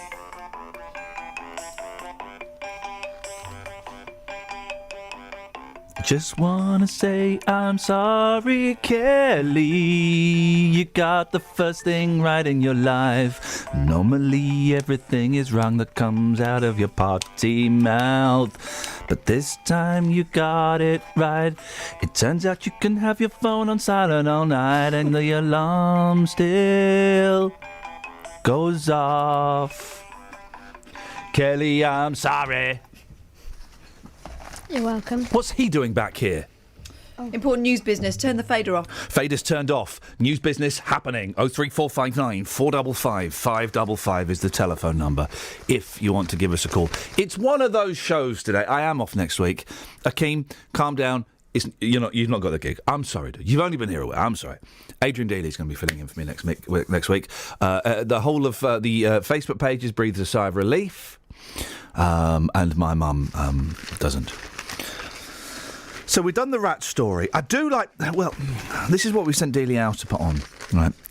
Old people are angry drivers. Now, I've known this, that the numbers of road rage incidents I've been involved in, primarily, and there's quite a few, primarily it's old men. I once had an old man in his 70s, get this, Justin, pulled up in his car in front of me, blocked the roads... Are you barking again? No, it's not me. I said to you before about Dunstable. I'm now surrounded by hard hounds. Guys, just chill out, yeah? Gosh. He blocked the road, right? Yeah. He got out in front of me. Where are you? Can we You see? don't want to know. Okay. You don't want to know. And he came up to my window. He got me to wind the window down. And he said, and I'm changing some of the language. And he was shouting, if you flipping do that again... You crumb, I'll flipping kill you. Wow. And I was laughing at him, and that seemed to make him angrier. Old guys are bad drivers. Will you shut that blooming dog up? Guys, calm them down. Look, I'm not going to hurt you, okay? Look, just back off, guys. Back off. Thanks. There you go, proof that my tweet's a fact, not fiction. I said last weekend that certain hounds at the moment are surrounding me and making me feel very uncomfortable. Just chill out, guys. Thanks. Yeah, chill out, dogs. Come on. Male pensioners are the worst road rage offenders. Those aged 69 are most likely to start a row or drive aggressively. Men of 79 come second. Yes. Hey, come on. And I think it's true. I think it's true, Just. Yeah, you were saying that earlier on. I've taken this one to the streets for you. What I tried to do is go out there and get some honesty. So I've been talking to people in their 60s who drive. I've been trying to find out if they really are that aggressive, but also other people who are not in their 60s, a bit like, your comments this morning. Do they agree that they are the worst when it comes to road rage? Here's what happened on the streets this morning. You're telling me that you're a safe driver, but other people that you know in their 60s, okay? Have you seen them out there causing trouble? Oh, yeah, they go off the edge sometimes, like speeding down the roads and everything, don't they? They don't give a do they really? What, people in their 60s? Yeah, some of them do. They don't care, do they? Nowadays, they don't care about nothing, do they? All they're interested in is just looking after themselves, aren't they? So you agree with this report that people in their 60s are the worst when it comes to road rage? Well, I'm not saying the worst, but they do go off the head a lot, don't they, But why? If you don't, why are they doing it? I don't know. I think there's problems at home or something like that all the time, Would you say that they've got to a certain age? Got to relax, mate. Once you get older, you just got to relax for it, ain't you, Yeah, take it easy, mate. Just Chill out. Chill out, mate. Carol, I want you to be honest with me, okay? Are you a troublemaker on the roads? Do you lose your temper more now than you did when you first started driving? You're having to think, so I think that's a yes. What makes you angry on the roads? Just inconsiderate people that are there, pulling out in front of you, not signalling. Do you often wind the window down? No, just a... How's that growl go again? Go on. God, that is a nasty growl. So you agree with this report? Tell us more about your dad and his driving. Well, he's probably one of the best drivers out there and that, but he thinks everyone else is if you know what I mean. Yeah. So yeah, that's pretty much about it. Wasim, people in their 60s, yes or no answer for me. Are they the worst when it comes to road rage? No. Thanks, Wasim. Mostly I've just seen young people showing fingers and swearing and God knows what. This is my experience. This is what I've seen with my eyes. Obviously, everyone has their own opinions, but what I've seen with my eyes is what I'm going to say. Yeah, no, that's absolutely fair enough. I deal in fact, not fiction. Thanks, Wasim. Who are you, anyways? J-Dub. J-Dub. Yeah. What are you, a journalist? Just a street dog. All right. Yeah, what are you? That's the question I've been meaning to ask you. I tell you what I hate is some people, some people just pull off. You sat there and someone will just pull off and they're not going to they don't give any warning that they're about to pull off. If I'm going to pull off in front of someone, I will always use the indicators and tell people that I'm going to do it. You need warning for that sort of thing. You really do. You've got to have warning. Interesting, Justin. That was a very potty-mouthed report. Yeah, it was, yeah. And it kind of links in nicely to this story. Have you seen this story in the paper today? Man hauled to court for tackling boy who swore at him. Now, it says it's a man. The guy's 23. He looks about 9. When Ryan Birtwell saw a boy he knew trying to kick an old man's walking stick, he warned him to stop or he'd tell his mother. Yeah. Brilliant. So far, I'm on Ryan Birtwell's side. But all he got in response was a volley of foul-mouthed abuse. I'm guessing F, B, I'm guessing all the bad word. Maybe an S in there. But could be a W. So he decided to dish out some old-fashioned discipline and used a bar of soap to wash out the 6-year-old's mouth. Yes. Sorry? I saw this, and what I would say about this article is, if you see the boy holding a bar of soap, he's actually holding a bar of Dove soap, which I would describe as a luxury soap. I think that makes this story different. Yes, you can hear cackling through the soundproof glass. It's true, though. It's true. If you look at the soap, that's the soap that I use. It's one of the most expensive on the market. To be fair, that's a really good, clean soap. Back in my day, the luxury soap... What was the luxury soap back in our day? Imperial leather. Imperial used leather. In space. Used in space, used on trains, used in a mansion by a family who all took baths at the same time. Yeah. It's Dove now, is it? Okay. Yeah. It's got a quarter moisturising cream, famously. Exactly. I don't use soap. I haven't used soap for ages. Yeah, I wasn't going to say nothing. You're still using that special cream I gave you. And although the tearaway... Alfie Forsyth was not injured. His mother reported Birtwell to the police and he's given a 12-month conditional discharge. Yeah. Here we go. This is what he said. If someone had... Alfie, stop beating that man up or I'll tell you, ma'am. Literally every sentence... Do the Sunderland voice. I can't do it. Oh, Spuggy. I can't do it. Literally every sentence contained an F word. Oh, dear. I told him I would wash his mouth out with soap. His response was, "You wouldn't flipping dare." Oh, no, here we go. He's old school, this guy. I went over to the shop and I bought a pack of 3 bars of Imperial leather soap. Now, at no point did this gentleman suddenly get that moment of clarity going, actually, this is really stupid. I'm buying soap to shove in a 6-year-old's mouth. I got hold of Alfie. I wasn't rough with him, but I rubbed a bar of soap against his teeth without even taking the wrapper off. Oh. I didn't want to hurt him, but I wanted him to remember not to speak like that. Oh. You didn't take the wrapper off, so there was no soap distributed? No soap distribution took place. Oh. Justin. I'm just going to nail the story down here because this boy Do is it. definitely holding a bar of Dove soap. That changes everything for me. Well, and he's also, doing it to be posh for the papers. Yeah, so why has he not got a box of soap? Because you're telling me this soap wasn't opened. It was a box of soap put against the kid's teeth, so it was never opened at any point. That changes things slightly. OK. What I'd like you to do... well, there's a few things. I'll let you decide. If you want to do the specifics of the story, people cleaning kids' mouths out with soap, or if you want, and it seems to be a problem here more so than Luton... Yeah. What do we do to tackle the rise of foul language? Let's go with that one, yeah, because I have to say a lot of people... Or is even bad language a problem? I don't mind. I think the well-timed S-bomb is hilarious. Like the soap, it's inappropriate application of certain words. A well-timed S-bomb is hilarious, like this. But just don't do it in front of other people you don't know. You have a well-timed F-bomb is absolutely wonderful, like this.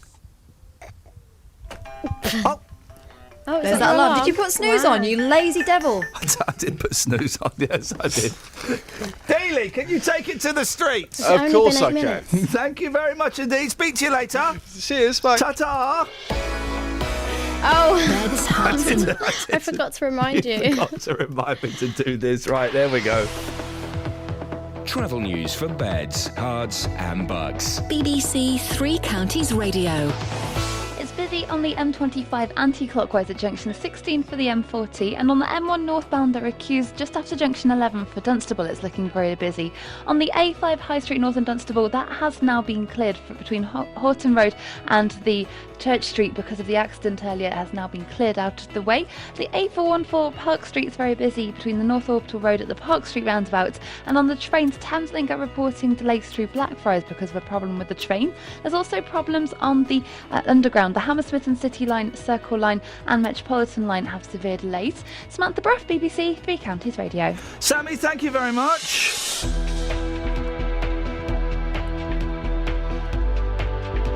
Blimey, look, it's 7:46 already. Who'd have thunk it? 7:46, it's Friday, the 10th of July. I'm Iain Lee. These are your headlines on BBC Three Counties Radio. Bedfordshire Police say they've begun an investigation into suspected electoral fraud in Luton. British holidaymakers are being evacuated from Tunisia after the Foreign Office urged them to leave immediately amid fears of another terrorist attack. And a boarding school for deaf and disabled children in Buckinghamshire has been forced into administration. Let's get the weather. Beds, Herts and Bucks weather. BBC Three Counties Radio.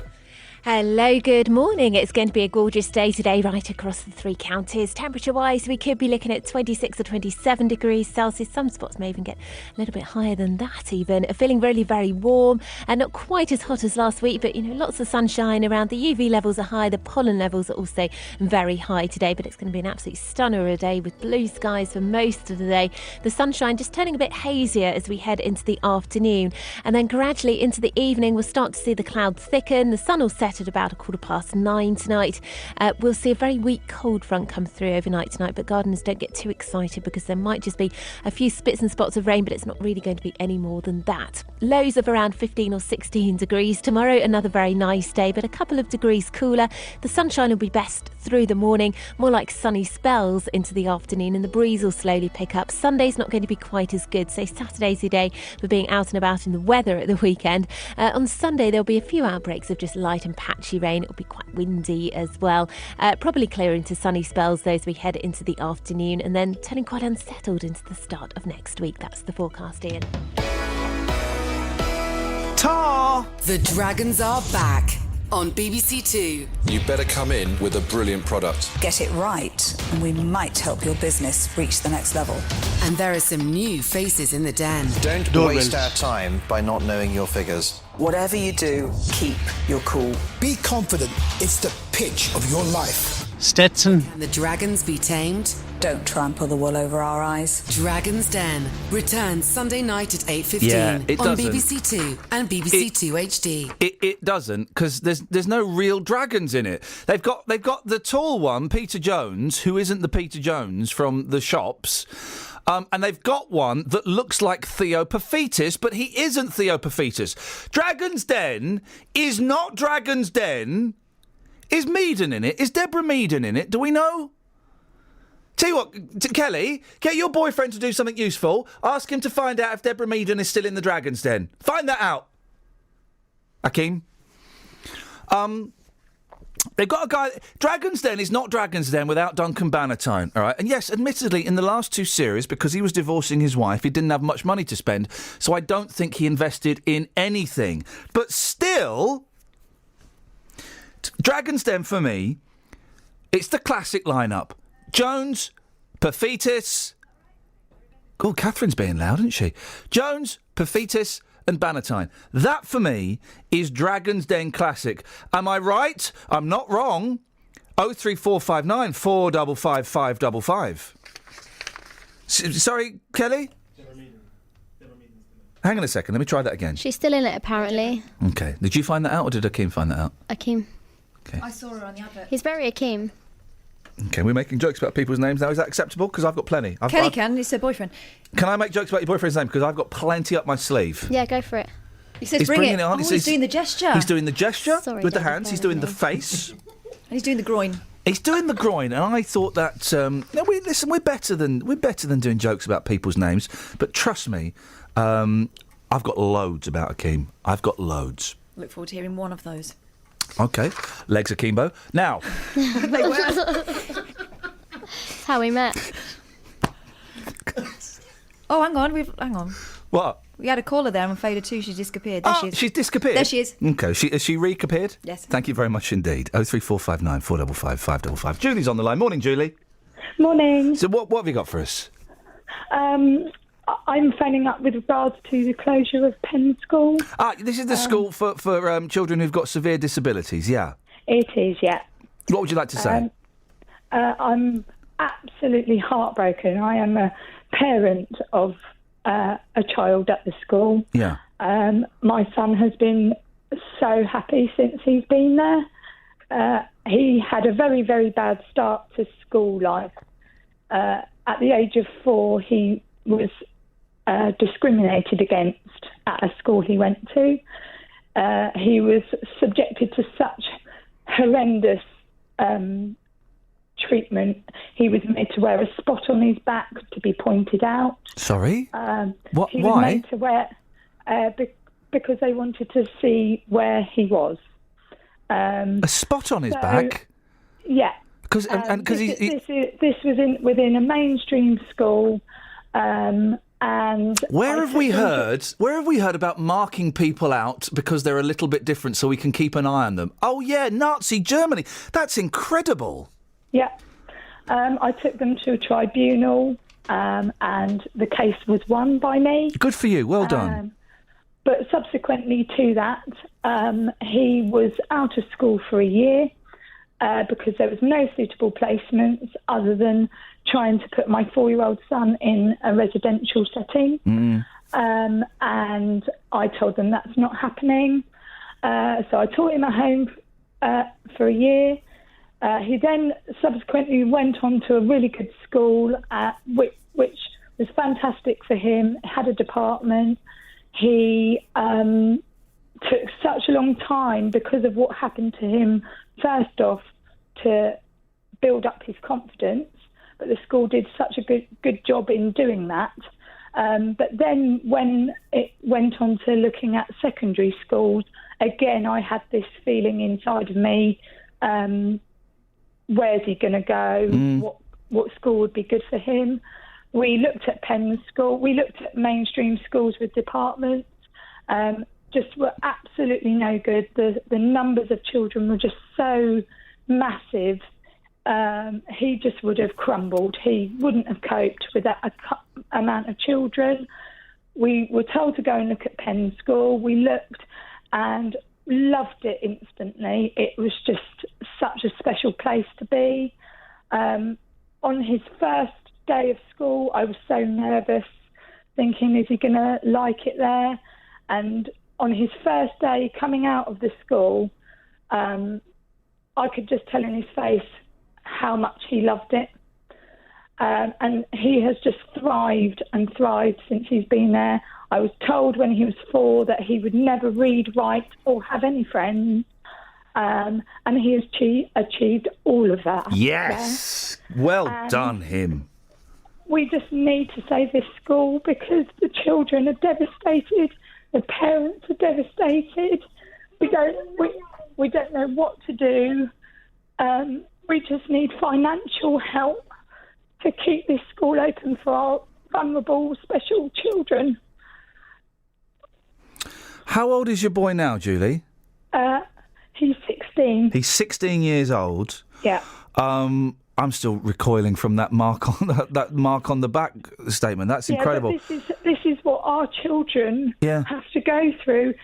All of the parents in our school have got stories. They're not all like that, but we have all got similar stories where our children haven't coped in mainstream schools, and the government and people want our children to go in mainstream schools, and they cannot cope. You know, and we are just so devastated.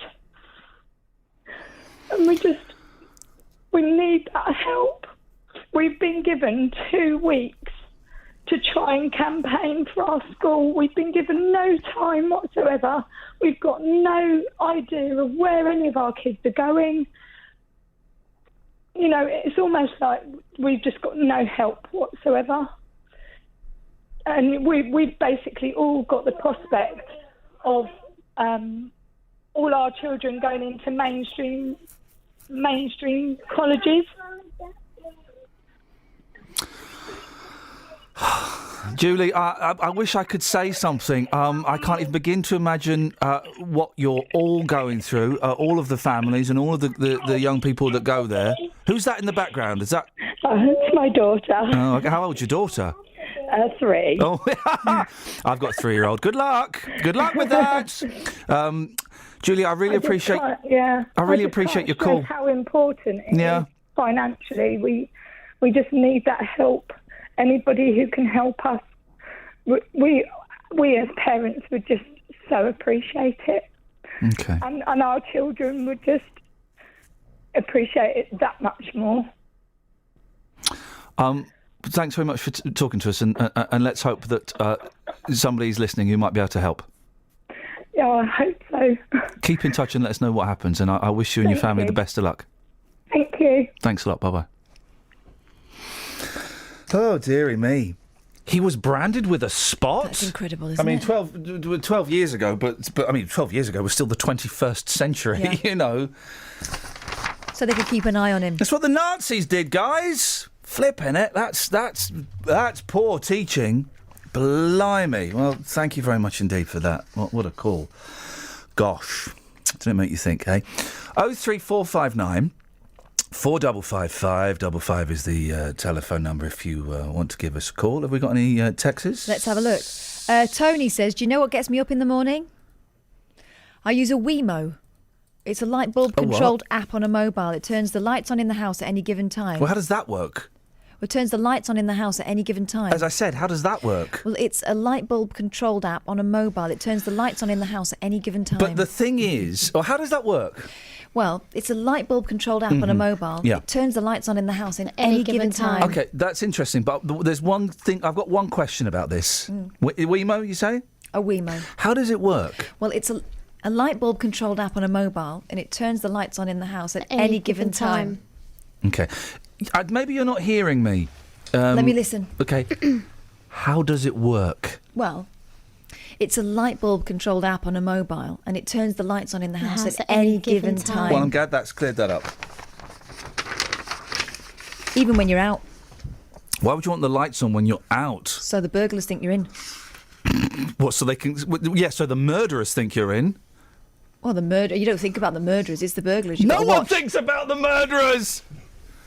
The poor murderers! Think about the murderers! What's this thing called? It's called a Wemo. Right, how does it work? Well, it's a light bulb controlled app in a mobile, and it turns the lights on in the house at any given time. Well, I'm glad that's clear. Travel news for beds, cards and bugs. BBC Three Counties Radio. There are delays on the M1 northbound past junction 11 for Dunstable in the roadworks. On the M25 it's busy anti-clockwise at junction 16 for the M40, and it's busy also on the A1 southbound from the Holiday Inn towards Barnet Lane at Stirling Corner. Having a look at the speed sensors, is also busy coming into St Albans on London Road and Victoria Street, and on the A405 North Orbital Road at the M25 junction 21A roundabout, that's looking quite slow as well. On the trains, Thameslink are reporting delays through Blackfriars because of a problem with the trains, and on the London Underground, the Circle Line has severe delays clockwise because of a signal failure. Samantha Bruff, BBC Three Counties Radio. Thank you, Sammy. Last hour of my last show ever this week. The BBC Three Counties listeners page are going, whoop, whoop, whoop, Wendy Rose wetting his pants. Last hour of the show. If you want to give us a call, 03459 455 555. It's official. Old drivers are the angriest.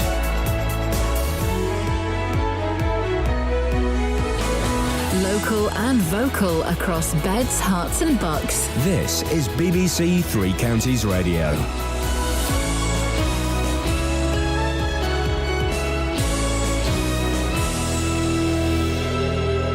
It's 8 o'clock. I'm Simon Oxley. The headlines: police investigate suspected electoral fraud in Luton, tourists being flown home from Tunisia, and Buckinghamshire School for Deaf and Disabled Children forced into administration. BBC Three Counties Radio. Bedfordshire Police say they have begun an investigation into suspected electoral fraud in Luton. It follows claims by an accountant that he and his mother were allegedly denied a vote in the general election in May. More from Tony Fisher. Amit Ruparelia says he was turned away at the polling station in the Biscuit Ward because he'd already applied for a postal vote, which he denies. Instead, he was asked to complete a tendered ballot paper, which doesn't go towards the final count.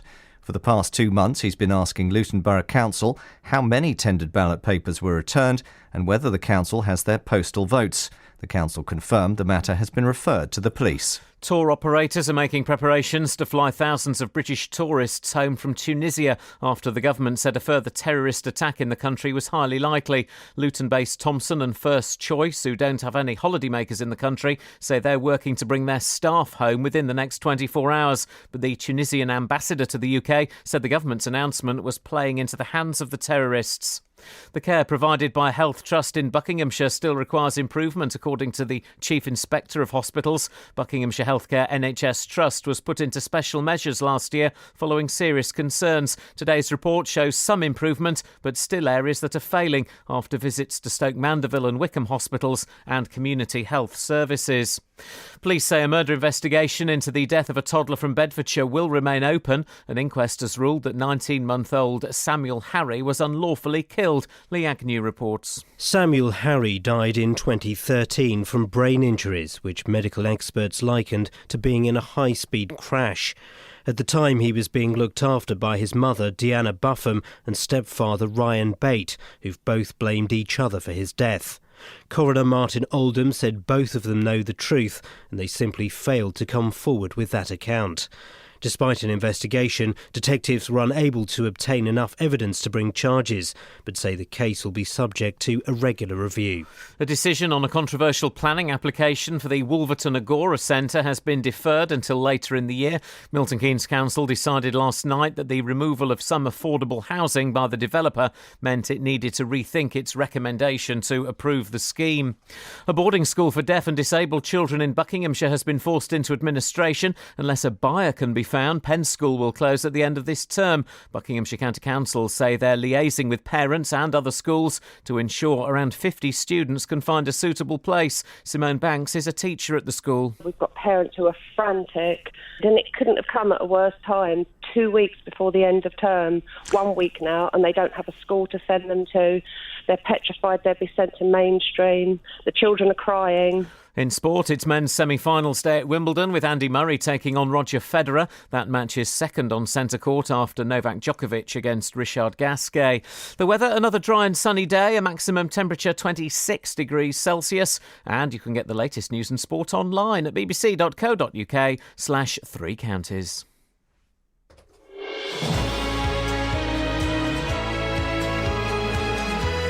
God, that is a nasty growl. Morning! Iain Lee, BBC Three Counties Radio. Loads of texts coming in about that school, and we've sent Delia out to talk about bad language. And old people, why do you get so angry in your cars? Chill! Speaking of chilling in cars... Across beds, hearts I and have a bucks. query. This is BBC Three Counties Radio. Catherine Boyle. Yes. Why does my air conditioning in my car stink? It's rancid. Absolutely rancid. Oh, I don't know. But it's so cold. I love it and I hate it. Similar sure it's the air conditioning? Similar relationship I have with my mother. I love her, but I hate her. The same about the air conditioning. Well, no, I'm aware of the different sense that can be created within a car. This is specifically the air conditioning. It is absolutely horrible. Describe the smell. Toxic, acidic, metallic, uplifting, hallucinogenically inspired. But overall, it's blooming horrible. Gosh. It is horrible. I think, and it's been a long time since I did an engineering qualification. Yes, mate. I think it's broken. Okay, well, thank you very much for that. Can you switch it off and then switch it on again? I don't think that works with air conditioning. 03459 455 555. Now, Bedfordshire Police say they have begun investigating suspected electoral fraud in Luton. It follows claims by an accountant that he and his mum were allegedly denied a vote in the general election. Amit Ruparelia says he was turned away at the polling station in the Biscot ward because he'd already applied for a postal vote, which he denies. Well, Trevor Holden is the Chief Executive of Luton Borough Council, also the Chief Returning Officer for Elections, and joins me now. Morning, Trevor. Ian, good morning. How are you? Good, thanks. What's going on? Well, absolutely what you've reported in terms of the gentleman being offered a tendered ballot paper is correct. So a tendered ballot paper basically is worthless, isn't it? No, there's a reason for a tendered ballot paper. They're bright pink, so they stand out. Like Does it count as a vote? No, they don't count as a So vote. it's worthless, But they're isn't not- it? No, they're not worthless. The reason they're there is to say, actually, there's a problem that needs to be followed up here after the election. Do they count But towards as the a election? vote, No, they can't. as a vote, Trevor, it's worthless. Okay, I so suppose he it is worthless, yeah. Okay, so he was given a worthless vote. What happened to his vote? Our records show that he applied for a postal vote, and picking up on some of your earlier comments, we invited him to come and have a look at the forms, but he hasn't done so. So ultimately, what we've done on the back of his statement in the press is now referred matters to the police. We normally invite people in, so that gives them the chance just to have a look at it and go, oh, shucks, I did do that, didn't I? When did you invite him in? Beginning of June. Okay, so that was a month after the election. Yeah. Why did it take so long? Because we needed to... He wrote to us to complain, and that was the response letter to his complaint, to say, come on in and have a look. Because normally we wait for someone either to take a tendered ballot paper, then that stimulates an investigation after the election, because that's why they're pink and stand out, or we get a letter of complaint. Once we've got his complaint, we said, come on in and have a look, just to make sure this is not yours. So you've got this gentleman and his mother's postal votes? I can't talk about his mother's because I've got no, I've got a complaint from him. I've got nothing from the gentleman's mother. But have I got an application for a postal vote? Absolutely. Has that now been referred to Bedfordshire Constabulary? Absolutely. Why did it take so long to refer it to the police? I think I just covered that in. No, you didn't. You talked about the length of time between you inviting him in. You've not talked about why it is, because it only went to the police this week, didn't it? As soon as he made a public statement, he's never actually written to us and said, I did not apply for a postal vote. So he never told you. He never told you that he hadn't applied for a postal vote. At the polling station, I mean, other than making really extreme threats while he was in there, and I noted the comment earlier from someone, it was, I believe, a difficult situation in the polling station. I'd be very disappointed if I turned up and I was denied a vote. Yeah, I don't think offering extreme violence to the staff would be acceptable or something you would do, though. I certainly wouldn't do that, but I would be very angry if I was denied a vote. Yeah, no, I understand that. But the rules around these things are really, really precise, and the staff in the polling station did exactly the right thing, consistent with the law and the rules around governing elections, because what we've got to do is prevent someone having 2 votes and prevent someone from actually committing electoral fraud. But it took 2 months for it to go to the police. Why did you take so long with that? Yeah, I think, Ian, I really think I've covered that. Well, excuse me, because I'm being dumb then, so just explain it again, because I'm obviously being silly. No, I will. Thank you. We got the letter of complaint from Mr. Rupellia. We wrote to him and said, please come in and have a look, because we've got your form, or a form that purports to be your form. To date, he's never done that, despite being asked to do that. As soon as he made a public statement to say, I have not done this, we've referred it to the police. OK.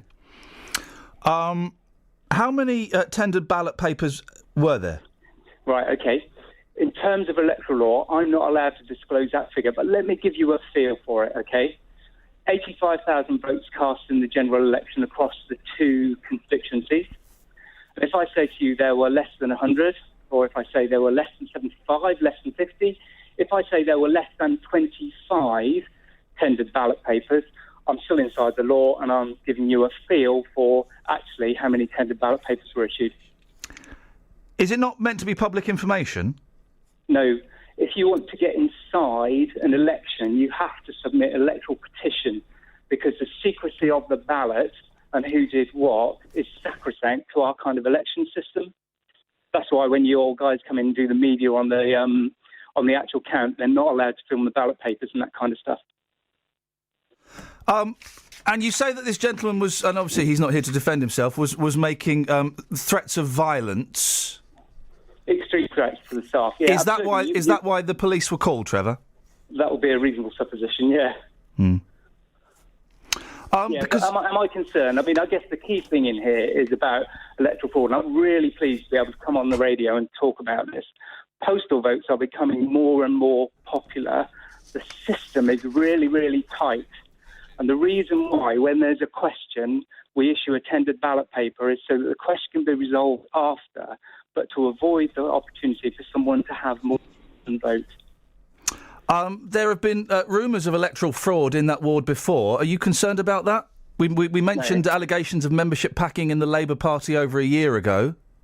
Yeah, what goes on in party politics is not my concern. That's for the party and what they do. And I think, that's an issue for you to raise with the Labour Party. That isn't actually the election. That's about how they get their members to stand. Okay. But there are allegations of postal votes being collected from family homes unmarked. Does that not concern you? Yeah, and those were investigated. Those were referred straight to the police. There weren't allegations. There were, if you count 2, there were 2 allegations. There weren't numerous and various. And actually, the Electoral Commission did a big push, and we did this year, about, keep your postal vote secure. Don't give it to someone else. Put it in the post box. And it was a really, really successful campaign in lots of ways. Postal vote return rates were up, and actually most of those came through the post. So actually, it was a really good campaign. And again, the opportunity to discuss this and say to people, if you have a postal vote, stick it in the box or return it to the polling station is a really good opportunity. Thanks. Trevor, I really appreciate you coming on this morning and talking to us about this and possibly clearing up a few things. Thank you for your time. Thanks, Ian. Cheers. Thanks, Trevor. Bye. There we go. That's Trevor Holden, Chief Executive of Luton Borough Council. 03459 455 555 is the telephone number. This is Iain Lee on BBC Three Counties Radio.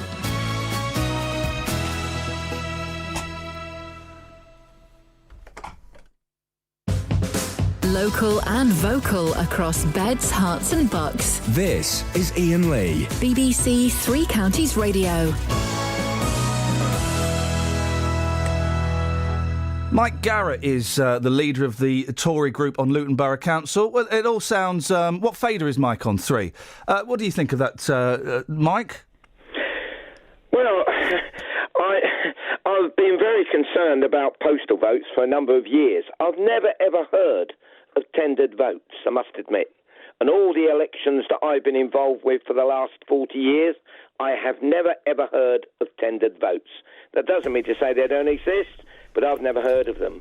But over the years, my party has been very concerned about the way postal votes have been dealt with in Luton. It's no fault of the chief executive or of the way the elections are run, but I can confirm that we, over the years, have complained about this rumour that was going around, that people have gone around, picked up ballot papers, the ballot papers. Let's focus on this specific. Let's focus on this specific story, Mike. It turns out that actually there may not be a story. That less than 25 tendered ballots. That's not a lot, is it? Oh no, it isn't. No, it's not. No. And it turns out that this gentleman may have been quite aggressive and threatening at the ballot box. Well, I certainly don't agree with that. He shouldn't have done that. I mean, that is totally wrong. If he says he didn't have a postal vote, there will be a record, and surely he ought to be able to see his form that he filled in asking for a postal vote. Yeah, goodness knows why he didn't go at Trevor's. With him, he's certainly got a case. Yeah, well, goodness knows why he didn't go to accept Trevor's invitation to go and have a look at the form. Why, and if he's listening to the programme, I hope he will. Yeah. I mean, it's not too late to do that. Kind of makes me think that there is an element of bullshine involved in this. I can't comment on that. All I know is that what he should do and should have done was gone in and checked. I don't know whether electoral law doesn't allow you to go and look. I know you can't go and look at ballot papers once the election is over, but they are stored, and I believe they're stored for a number of years for reasons which account as if there's ever a major problem with the way that elections have been dealt with. But as far as postal votes are concerned, I am concerned that with the new system they brought in, where before people can vote, they have to show their national insurance number, their date of birth, or their passport, I think it's a start. But it isn't curing the problem. There are still a lot of fraud examples going on in certain wards in Luton, which does concern my party very much indeed. All right, well, maybe we'll look into that, but I think as far as this story is concerned, we're on a little bit of a fool's errand. Right, let's get the travel. Travel news for beds, cards and bugs. BBC Three Counties Radio. Slow on the M1 northbound after junction 11 for Dunstable through the roadworks, and towards London on the M1 it's also busy around junction 7 for Hemel Hempstead, and the M25 anti-clockwise is busy at junction 16 for the M40. On the A1 southbound at the Black Cat roundabout it's looking quite slow on all the approaches, especially from the St Neots junction. In Cheshunt on the A10 southbound it's busy from the New River Trading Estate towards the M25 at junction 25 for Enfield, and on the trains Thameslink have 10-minute delays through Blackfriars because of a problem with the trains. Also the 8:39 service from Hertford North to Welwyn Garden City has been cancelled, and on the London Underground the Circle Line has severe delays clockwise. Samantha Bruff, BBC Three Counties Radio. Sammy, thank you very much indeed.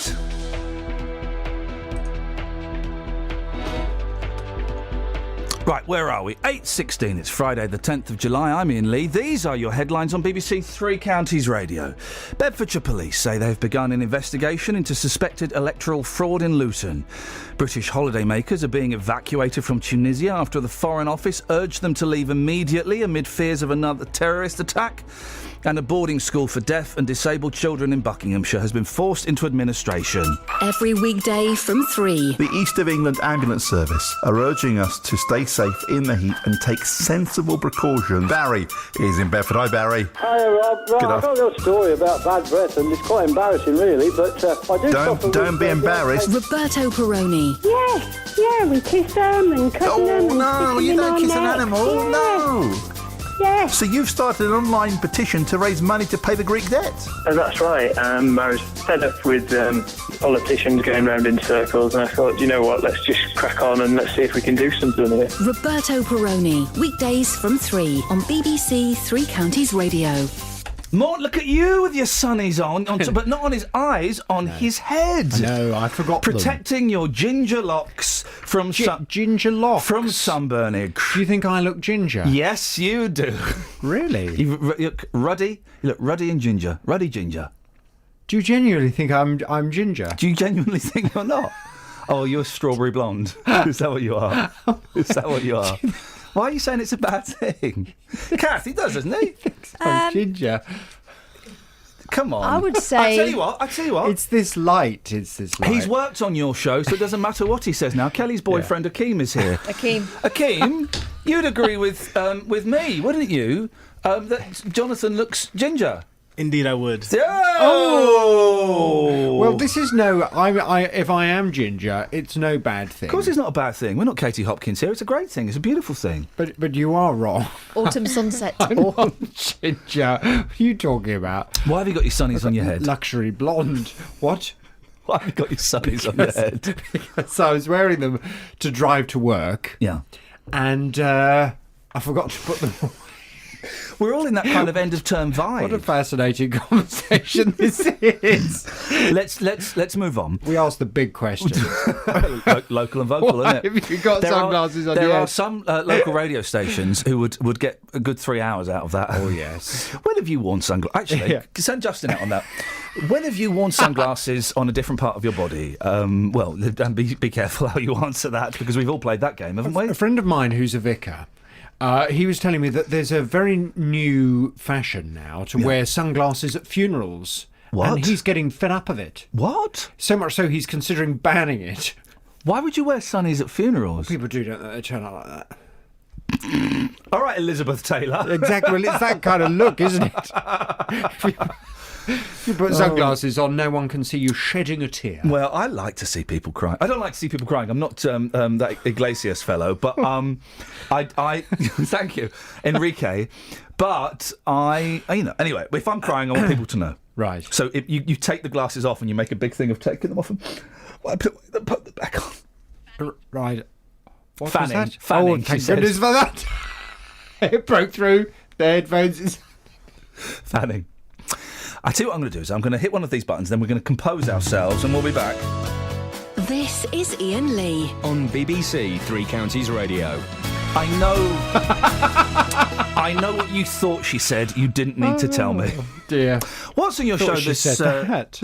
Yes, what? Yeah, I know, don't point to it. You just pointed to it. Have you got one? Let's have a look. What's on your show this morning?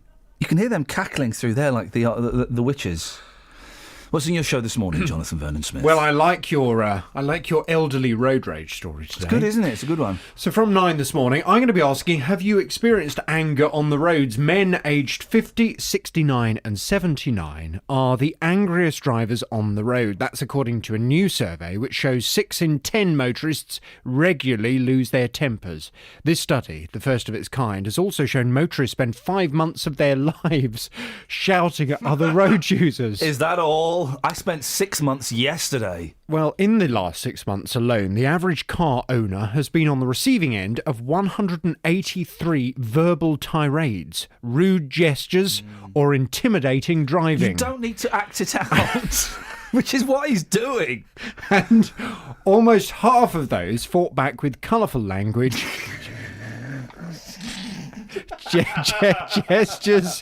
Gestures or actions like blasting the horn. Oh, yeah. Well, from 9 this morning, I want to hear your experiences. Have you experienced anger on the roads? I'm not sure that it's an old person thing. I know you've been talking about how this is now definitive proof that old people are and somehow bad drivers. Yes. But, I mean, I've experienced anger on the roads from all kinds of people. I hope it's not my driving. But I've seen all kinds of people. How many times have you had someone on the motorway invite you to the hard shoulder for an actual fight? Oh, no, I've never had that. I've had it about a dozen times in the last 3 years. There was this morning I experienced road rage. Well, I don't know whether it was road rage. It was anger in Dunstable. Yeah. There was a queue of traffic and I was trying to turn right across said queue of traffic, and this lady allowed me to go. Beautiful. So I started to go and I saw from behind her steering wheel, she went, "Oh, come on!" I'd not even started to move. "Oh, come on!" How old was she? About 30, 35. Okay. Yeah. Was she fat?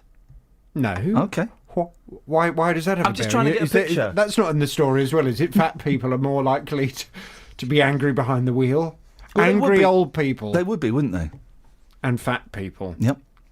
Well, from 9 this morning, have you experienced anger on the roads? I'd love your stories, your views on 03459 455 555. This is Iain Lee on BBC Three Counties Radio. He just put his sunglasses on to leave the studio. And fair play, I said to my team, look at this twit. As he walked out of the studio, guys. Unbelievable. 03459 455 555 is the telephone number if you want to give us a call. You're more than welcome to. Or you can send me a text, 81333. Start your text, 3CR. We spoke to Dealey earlier on about the road rage. We're going to speak to him later on about swearing. Now, I don't necessarily think that swearing is a problem. Although I was editing a little bonus podcast yesterday in my living room, and the kids were there. And I didn't realise that quite how potty-mouthed it was. It was quite sweary. If you go to iTunes and have a look, it's on there. It was quite sweary. And luckily my kids were so wrapped up in Lego Chima that they didn't hear the, F. Well, I tend to not swear in front of my children, but, you know, if in pain or in extreme annoyance, I might mute the swear. And I thought I'd got away with it. And then the other day, my 3-year-old said, "Oh, for sake!" I once was driving. We talked about road rage, and I forgot the kids were in the back of the car, and I shouted something out to a driver who cut me up. What was it? Well, my boys then said, "Daddy, what does that word mean?" And I said, "Oh, it's I'm calling him a male hen." Oh. Because that's what you do to drivers who are very... We call them animal names. But, I shouted that out at the top of my voice, and the boys repeated it immediately. I was, blimey, you're in the car with me. I'd forgotten all about that. Dave's in Leighton Buzzard, of all places. Good morning, Dave. Oh, sorry, faded too. Oh, good morning, Dave. Good morning. Dave, what you got for us? Your aircon. Yeah, it stinks, mate. It absolutely stinks. What car is it? It's a luxury Volkswagen Polo. Excellent. Right, I mean, it's going to be pretty much one thing, which is what we call a receiver dryer. What? A receiver dryer, and it sits in the aircon system. Yeah. And basically it's there to sort of protect the compressor. So I've got literally no... Are you a real call? Because I have not understood the last 30 seconds of what you said to me. Yeah, no, my wife does the same thing. She backs away when I start going technical on Are you a mechanic? I'm not a mechanic. I do run a service centre. Okay, all right, go on. I've been in the trade for sort of 15 years. Okay. And, so basically what it is, it's like a cylinder thing in the car. Yeah. It stores sort of excess moisture, particles, debris and stuff like that to stop it from going into your compressor. Unfortunately, after a certain amount of time, these things start to decompose inside as such. Oh, no. Well, so you crack your aircon on and it'll smell for 5 minutes or so, and maybe it'll clear. But and it's a really nasty. It's a really nasty chemically smell. Right, two things. Is it poisonous? It's not gonna. It's not gonna kill you, but it's not pleasant. Oh, okay. And obviously, it's best to change it. Okay, and here we go. How much is it going to cost me to change it?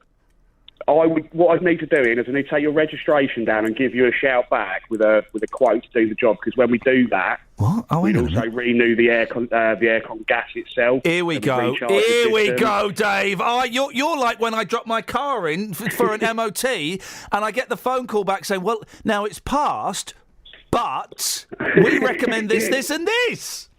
Not at all, not at all. I only talk the truth. That's why my customers are always happy with me. Oh, and I would buy a used car from you. Do you sell used cars? We also sell used cars, yes. I'm going to put in an order for 3. Dave, thank you very much indeed. As long as it's not going to kill me, then I'll be all right. I'll just open the window until the smell goes. 03459 455 555. We've been talking about this school all morning. The parents of 50 deaf and disabled children have been told that they'll have to make alternative arrangements come September as their residential school faces an uncertain future. The Penn School went into administration on Wednesday with a warning that, unless a buyer is found, it'll close at the end of term. Amanda has got a son who goes to the school. Is that right, Amanda? Yes, Ian, that's correct. Tell me why your son needs to go to that school. What extra requirements does he have? Well, my son has very complex speech and language communication needs. He's got a chromosome disorder. He's also got epilepsy and he's autistic. So he's a very complex child and he needs the support that Penn gives him. What does he get at this school that he wouldn't get at I was going to say normal school, but a mainstream school? That's the word, isn't it? Yeah, and mainstream school. Well, my son boards at Penn as well because we live in Hertford, in Hertfordshire. Right. And there is nothing in our local area that will meet his needs. And we searched for 18 months to find a school for Jonathan. And when we found Penn, we just fell in love with it. It's very run down and quite needs a bit of work done on it, but the staff were amazing and they just welcomed him with open arms. They weren't afraid of his needs and said, of course we can look after him and care for him and educate him. And it was just a breath of fresh air. He'd been refused from a few other schools as we were looking around, and we were just over the moon when we found Penn. Amanda, I've got to do a little bit of business. Sorry, my timing is all over the place today. Can you hold on for a couple of minutes? Because I want to find out more about why Penn is so important to Jonathan. Is that okay? Yeah, sure. Brilliant. Definitely. Stay there. Thank you very much indeed. Let me just get a bit of travel and news, and then we'll be back to find out more about this school. Travel news for beds, cards and bugs. BBC Three Counties Radio. On the M1 towards London, it's busy after junction 7 for Hemel Hempstead, and it's also looking slow northbound past junction 10 for Luton Airport and past junction 11 for Dunstable as well in the roadworks. On the A5 northbound in Hotcliffe, it's also slow from Dunstable Road towards Leighton Road, and in Bromham on Bromham Road, it's very busy between the Branston Way and Ashburnham Road. On the A1 southbound from the St Neots junction towards the Black Cat roundabout, it's looking very slow on the speed sensors, and on the trains Great Northern are reporting disruptions through Drayton Park because the train's broken down there. Samantha Bruff, BBC Three Counties Radio. Across beds, hearts and bugs. This is BBC Three Counties Radio.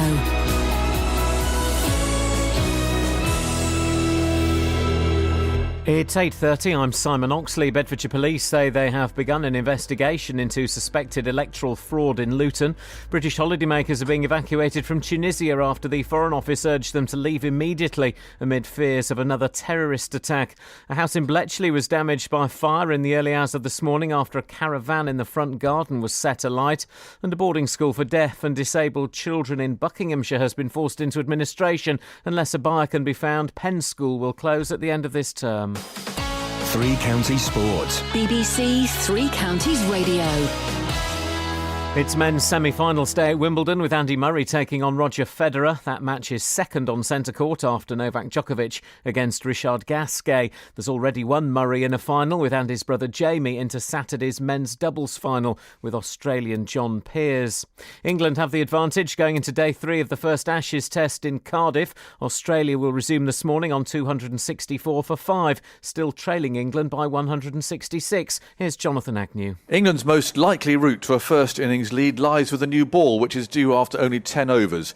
The bounce is becoming increasingly variable, and while it's difficult to predict how the pitch might play on the final day, England will be aiming to put Australia under real pressure to survive. Australia lost key wickets to reckless shots. Clark and Smith trying to attack Moeen, and Voges driving Stokes to short cover just before the close was undone by the ball stopping in the rough. What with Mitchell Johnson recording his worst bowling figures in Test cricket, Australia are on the back foot. They even sent out a night watchman, virtually unheard of.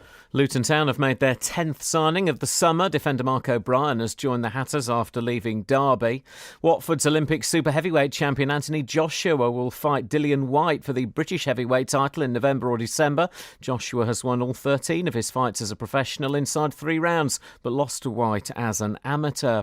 Mo Farah won the 5,000 metres at the Diamond League meeting in Lausanne last night. His first race since doping claims against coach Alberto Salazar. Definitely want to thank everyone who's given me support. As an athlete, that's all I want to do, Mo Farah, is be able to enjoy what I do best, and that's to run, to go out there and represent my country and do what I do best. I've answered all the questions and everything done, and as an athlete now, all I want to do is be able to do what I do best and run. And Chris Froome is the new leader of the Tour de France after Tony Martin broke his collarbone in a crash at the end of yesterday's 6th stage. BBC Three Counties News and Sports. The next full bulletin is at 9. This is Iain Lee on BBC Three Counties Radio. Right. Have we got any texters? You're talking to Amanda. Oh, I was talking to Amanda. I'm so. Do you know what? I tell you what it is, Amanda. I've got a week off next week, and so I've kind of gone into half-term mode already. My mind is packed in completely. I do apologise, Amanda. We were talking about Jonathan, your boy, who goes to Penn School that caters for it's deaf, disabled, and autistic children. Is that right? Well, it's a specialist deaf, speech, language and communication school, and it caters for other complex needs, autism and other things as well. So, How old is Jonathan? He's 13. And how long's he been going there? He's been there 3 years. Have you what changes have you noticed? Because we spoke to one mum who said that the change in her boy since he'd been going was just incredible. Absolutely. I mean, they teach in such a special way in small classes. It's such a nurturing environment. The specialists there, the speech therapists, the occupational therapists, and it's all about teaching the children life skills. It's not just about getting exams. It's about life skills. Can they make their own breakfast? Can they toilet themselves properly? Can they do all of these basic things that everyday children and regular children can do? And make friends. It's all about making friends. And he's absolutely flourishing there. He loves it. He's so happy. He hasn't got friends at home. No regular 13-year-old boys want to play with Jonathan. At home he's with us, but at school he's got friends. He's doing activities. He's just flourishing. And as we, as parents, we all want our kids to do well. But if there are reasons why they are, people don't want to hang out with them, it must be great for you. And the rest of his family to see him doing so well and see him, kind of living a normal 13-year-old life. Yeah, and that's all we want for our children. All the parents at the school want their children to be accepted, not to have spots on their back, as Julie said. Oh, that was incredible. And just to be accepted. And all of us have got stories where, our children have been shunned and verbally abused when we're out because they're different. And at Penn, they're just accepted and they're learning to cope and learning to be accepted into the communities. And it's just a wonderful, wonderful place. And Buckinghamshire Council have said there's no need for Penn anymore. They can place their children elsewhere. There is an absolute desperate need for this school and those places, because I don't know where Jonathan's going to go after 2 weeks' time. Probably we'll have to go north. There's a school in Nottingham, so my son's now got to go 130 miles away from home. It's just desperate, and we just need support. We need some money. There's one of the daughters of one of the parents has set up for her sister a GoFundMe page to try and raise the £1 million that the school needs. So if there were 1 million people out there who want to give £1, it would be fantastic. Did you get the email on Tuesday night, Amanda? Oh, it was outrageous the way they did it. They sent it on a parent mail, which is what they send out, the newsletter every week, the Good News newsletter every week, and they sent it by parent mail. And so many parents didn't read it because they weren't expecting it. They just thought it was the regular message, and it was devastating. Yes. What is equally frustrating? I mean, we've not got anyone on the show from the management of the school. Unfortunately, they were going to, I think, and then they decided against that. Is that you're right? It's come up just before the summer holiday. If it had happened maybe 6 months ago, parents would have a bit of traction and a bit of time to possibly try and organise something or arrange something or speak to people. You've got 2 weeks a week until summer holiday. Absolutely. So on both counts, we've got no time. They didn't respect the parents enough to allow us, to give us that chance to fundraise and to push and to promote and get things moving. And they also haven't given us any time with our education authorities to find new placements, because they all work term time only.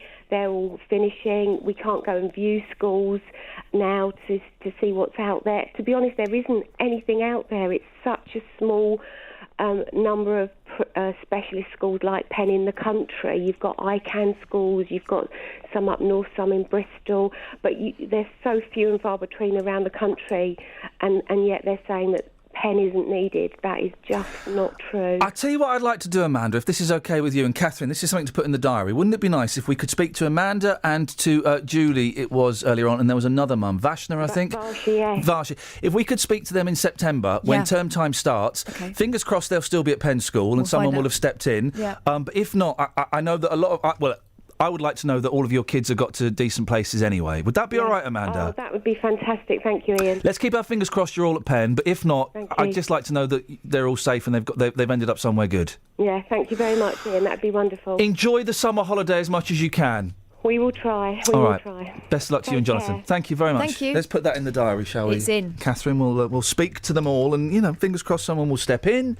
But imagine that, finding out with less than 2 weeks to go before the summer holidays. Oh, by the way, in September the school won't be here. What? Sorry? And it's bad enough it's a regular school, a mainstream school, trying to find another place, but this is really specific. Do you know what really pees me off, I nearly saw then, is when these councils and governments and things like that, and it's, let's be honest, it's all to do with money. They say, you can put those kids in a mainstream school, they'll be fine. Well, yeah, you can, and they might be fine, but they ain't going to flourish. Yeah. They're not going to get. They're not going to be taught how to. Like she says, they're taught how to go to the toilet themselves and how to make their breakfast. Well, Julie's child was told, she was told that about her own child that he would never read or write. He's doing both because he's getting specialist education. And they've all got friends there, and it's they're hanging out like 13-year-old kids should hang out. Yeah. We'll follow that story through the summer if there's any developments. Wow, here we go, man. Psychedelic. Let's hope that those tabs kick in that I bought in 1993. It's a joke. Now, we don't do shout-outs about local concerts and exhibitions. Even though we're local and vocal, it's a bit boring. But Adrian Dealey, Justin, to some of you, saw my next guest's name come up, and he said that we had to get him on. This is New York artist Joel Brown, was on the streets of St Albans a couple of times and says he's... I can't speak in Justin's language. J-Dog said he was a geezer, which is recommendation enough. OK, well, Joel Brown is on the line now. Morning, Joel. Good morning to you. How are you doing, fella? You all right? I'm okay. Now, Joel, listen, you've produced iconic backdrops in the 60s for the likes of Pink Floyd and The Soft Machine. No, I didn't do anything for The Soft Machine. You didn't do anything for The Soft Machine? What are you doing on my show, you charlatan? You worked with Pink Floyd, did you? I'm guessing it was when Pink Floyd were good, when Syd Barrett was in them. Well, the Pink Floyd, in my opinion, were the Pink Floyd when Syd Barrett was with them. What kind of stuff did you do with them? Well, actually, I didn't project backdrops. I projected my work on them. Oh, man alive. Yes. What work was it? Well, I just did their light show. You weren't at the Alexandra Palace? No, it was Psychedelic. the Roundhouse. You did the Roundhouse gig. You didn't. So this is those kind of swirling psychedelic oil projections that we associate with the 60s, is it? It wasn't oil. What was it? It's quite a long story, and you've only got a few minutes. Hey, Joel, you listen. The rest of the show can be yours if you want, fella. I'm fascinated by this. Hey, it's your show, man. You do it, and I'll talk. You talk. Go on. What was it? Tell us what it was. Well, it was ink, actually. Right. And in the old days, when they first started experimenting with slides and slideshows, most of the stuff was very rudimentary. They were like bubble machines, and my stuff worked differently. Yeah. Yeah. It was heat activated, and it was just a lot of images, very abstract, psychedelic, if you want to use that word. I want to use that word. Use the word. It's a nice word. It's a great word, isn't it? And it's great imagery. Yeah, I got the best time of my life. They say if you can remember the 60s, you weren't there. Well, I remember them when I was. Yeah, well, just about hanging in there. So how did you? Okay, so you're an American. How did you get to come over here and work with Pink Floyd? I took a wrong turn in the Atlantic. Beautiful. Now, how did I do that? The truth is, I lost everything. My family, my wife and I lost everything in America. And I had a lot of friends who were in the art movement, so to speak. And my father-in-law said, "Don't worry about a thing. There are jobs and houses galore over here." So I'll get to the punchline on that. No, go on. You take your... listen, we've got 20 minutes, Joe. I'm happy to talk to you for the rest of the show. Okay, cool. Okay, that's good. So, when we arrived, not only did they not have the streets paved with gold... No. But I lived in a caravan for a long time. Fantastic. There weren't that many jobs. But I managed to... I came over twice, actually. Yeah. The first time was in 66, and the second time was in 70. And I did all kinds of jobs in the 70s. I worked in a wire mill, but my key job was in the 60s when I worked for an ink manufacturing company. Yeah. And because of certain things I learned in the States, I learned how to make India ink slides. And there was an awful lot of experimentation in those days on every level. The art level, a lot of experimentation with drugs on the drug level, on the consciousness level. Everybody was experimenting with everything. Yeah. I sort of call that time the evolution of consciousness. Because people woke up, they became aware there's more to life than everything that they thought there was. Oh, you old head. I love it. I love it. Do you really? No, I do. I love listening because I'm a big fan of 60s music and just the images. Have you ever seen the Monkees film, Head? I don't remember. Oh, man, go and watch that, because, you think, a Monkees movie, that's going to be rubbish. It is a psychedelic masterpiece, man. The beginning is the end and the middle means nothing. It's all wonderful. You had to persuade the Pink Floyd to wear white T-shirts for this gig to work. Yeah, because the effect would be better. How easy was that? Because, they were a big 66, 67. They were, a big up-and-coming rock band. And for an American to come and go, guys, I like it, you're going to have to wear white T-shirts, I would imagine that didn't go down so well. I doubt it did. But I didn't make a demand. I made a request. Yeah. And they complied. They liked the idea. And it worked very well. And how was Syd Barrett? Because Syd, we talk about expanding our consciousnesses, and lots of people had a lot of fun. Not everyone made it out either alive or well. Syd Barrett, suffered quite badly. I'm a Janis Joplin fan. So yeah, well, and there are loads of them. The list, what is it? The 27 Club. The list is of people that died because they experimented a bit too hard. Is tragic. And what stage was Syd Barrett at? Was he still, were his feet still on the ground, or had we kind of lost his mind by then? Was he still lucid, you want to know? Yeah, yeah. To my, yeah, of course, yeah. Yeah. Because this was in the beginning of everything.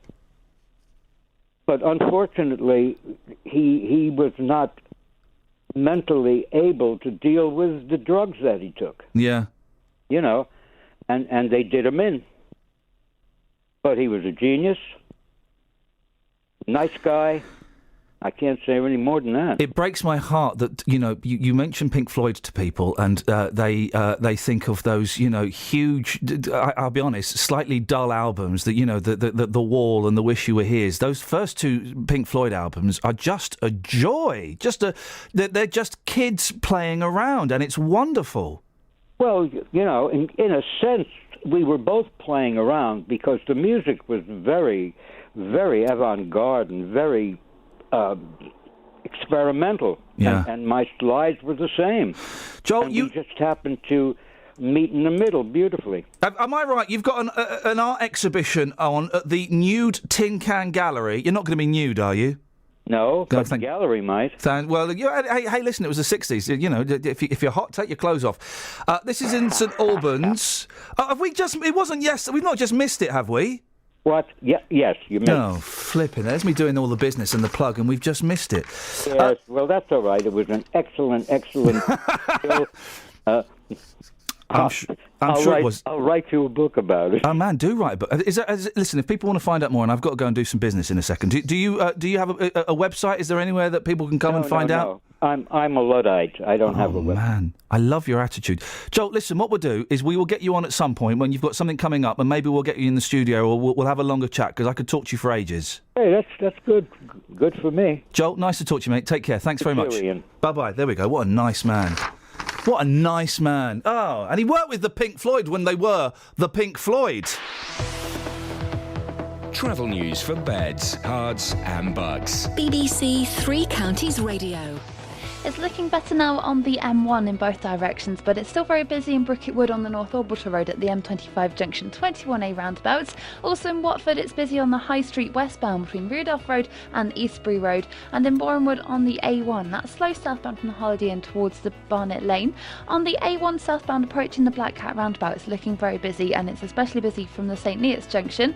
Looking at the train departure boards, though, there are no major delays showing up at the moment. Samantha Bruff, BBC Three Counties Radio. Thank you, Sammy. Thank you, Joel. We'll get Joel back on again at some point. Actually, no, we won't. I'm going to go around his house for a cup of tea. Herbal, no doubt. Man alive, he worked with the Pink Floyd. Oh, man. Onwards and upwards. These are your news headlines. Bedfordshire Police say they've begun an investigation into suspected electoral fraud in Luton. British holidaymakers are being evacuated from Tunisia after the Foreign Office urged them to leave immediately amid fears of another terrorist attack. And as you've heard this morning, a boarding school for deaf and disabled children in Buckinghamshire has been forced into administration. Let's get the weather! Beds, Herts and Bucks weather. BBC Three Counties Radio. Hello, very good morning to you. It's going to be a gorgeous day today. Lots in the way of sunshine throughout the course of the day, and temperatures all the way up into the mid to possibly even the high 20s in Celsius. So probably peaking out at around 26, 27 degrees Celsius for many places across the three counties. It's going to be a lovely day, just a light southerly breeze and very little in the way of cloud. The cloud will start to come in, high cloud really, as we head into the evening, just turning the sunshine a bit hazier. And then overnight tonight, the cloud's going to thicken, and we might just get a few spits and spots of rain, particularly over western areas of Buckinghamshire, over the Chilterns perhaps, but elsewhere I think mostly dry. That's a very weak cold front coming through, meaning a cooler day for tomorrow, but not by much, just by a couple of degrees really. Another nice day on Saturday, with lots of sunshine around, particularly through the morning, more like sunny spells as we head into the afternoon, and slowly the breeze is going to pick up as well, but a pretty nice day on Saturday. Sunday not quite as good because we'll start to see a bit more in the way of cloud, and we could see some outbreaks of light patchy rain at times. That's the forecast, Iain. Every weekday morning. They're not getting shown what being British is. The intention was to try and make the world a safer place. No, it wasn't. It was to do with oil. Don't be naive, Jonathan, please. The JVS Show. I'm not comfortable with it. And if they feel they're being pilloried, well, they're putting themselves as the odd person. It's such a violation of a child's sense of safety in the world. And I hate to use that old cliche, Jane, but it hasn't done us any harm, has it? The JVS Show. No, I haven't made my point. I'll tell you when I've made my point. Every weekday morning on BBC Three Counties Radio. We don't want to go from a sleazy country to a sludgy country. He's absolutely right, but I'm afraid we're going to do that as Dave Luton's on. Morning, Dave. Good morning, boss. Good morning, David. From one head to another. What have you got for us this morning, David? These elderly drivers. I'm 72. I'm not aggressive. No. When I'm driving. No, you're just aggressive on the phone. Well, yeah, only with you. Yeah, well, that's... Or that Justin, you know what I mean? Yeah, okay. But are you a good driver? Yes. No accidents. Right. Safe driving awards when I was driving lorries. Safe driving awards? What, you got a little trophy? Yeah, well, no certificate, actually. Where do you display your certificate? On your windscreen? No, it's a they're big certificates in glass frame. What does it say? Dave is good at driving, and then it's got a picture of 2 thumbs up. No, it's just saying that Dave, my full name, that he's Dave Luton. He's not had an accident for the last 12 months, and I've got what happened? What happened 13 months ago? Well, there's no 13 months ago, he crashed into a school bus, but since then, he's not had any accidents. No, I haven't had any accidents. Because I'm a careful driver, and Dave, I'm not aggressive. Yeah, and you've never fallen down a manhole when you were trying to have a wee? No. No? Okay. No. And so where do you display your certificate? Is it in your loo? No, they're all in a little box. You must be so proud of them. I am, mate. Yeah, that's why you put them in the box where no one can see them. Yeah. So you're off for a week, are you? Oh, here we go. Now, we've had the 2 veg, now we're getting to the meat. Yeah, or is it 3 weeks? I'm off for a week. Oh, yeah, well, I'll be ringing up every day. Yeah, okay. Sorry? I'll be ringing up every day then to Justin. Oh, I see. You don't like me. You like Justin. Well, you get aggressive to me. You keep on switching me off. No, I don't get aggressive. Yeah. No. Yes. No. Tough, mate. No, I don't. Disgusting. Right, go on in, carry on. I've finished. Oh, have you? I'll tell you what, let's pretend it's next week and you're phoning up and you're speaking to the Adrian Dealey show. Go on. I hope you have a nice time next week. I've gone. I've finished. I've packed in. It's you and Adrian now. This is what, guys. This is everyone who's celebrating that I'm off for a week. This is what you're going to get. 15 hours of this next week. Away you go, ladies. No. Morning, what have you got for us? Yeah, morning, boss. What have you got for us, Dave? Nothing much. Just ringing up to say I'm 72. I'm not aggressive when I drive. No, that was last week's phone in. This is now Monday. Ian's off. So what have you got for us, boss? Standing in the ENV, it's Justin Daly, a.k.a. J-Dog, with your morning wake-up. Justin Daly! There you go. Oh, yeah, that's great. Yeah, I'm looking forward to that next week, Justin. So you're going to phone me every single day? Yeah. Okay. So, what do you mean? What do you mean? No, I'm looking forward to it every single day on Monday. I just hope you stick to your word, you know? Yeah, you remember you pulled me out, you had me over those bags of compost. You did what? No, I didn't do that. I didn't pull you off, Dave. Yes, no, I you didn't. Did. No, I didn't pull you off. You was pulling me over them. Okay. Yeah. I'll be in touch with my lawyers about that. Yes. That's very, very dangerous what you just said. Yes. Yes. Are we done? Yes. Thank you, Dave. Yes. You having a barbecue this weekend? Yes. Have you got any ladies coming over? Yes. Will you be taking their clothes off? Yes. And playing some romantic tunes like Je t'aime? Yes. Okay. Shall I leave you to it so you can go home and put on your best clothes for the weekend? What are you beefing on about? I'm just talking about what you're doing this weekend. Yes. Okay. Dave, have a lovely time. So you're going to phone me on Monday? Yes. Have a good weekend. Thanks, Dave. Bye. Tough, mate. All right, chill out, Dave. Justin! Yes. You all right? Yeah, I'm fine. I need to tidy these up because I'm, God, that is a nasty growl. Isn't it? Now, we have swearing. You've taken swearing to the streets. Not literally, boss. No, not literally. You're going to have a week of Dave calling you up. That is just, I mean... Scary. Are you terrified? Yes. Yeah. Kids swearing, you've taken it to the streets. What you got? Yeah, we heard about this 6-year-old boy who was swearing. So somebody went and bought some soap and tried to wash this kid's mouth out. An old trick, of course. It wasn't quite as it sounded. It was apparently the box wasn't open. But anyway, this child who was very young, his swearing was out of control.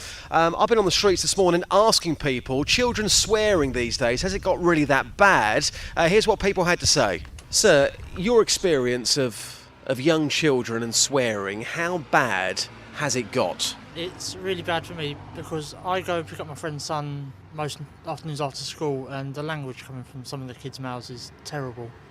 It makes me feel sick that those parents just don't do anything about it. How old are these kids? You're talking about 10, 11, 12 maybe. Seriously? Yeah. And you've heard absolutely everything? Near enough, yeah. All right, sir, what you got there?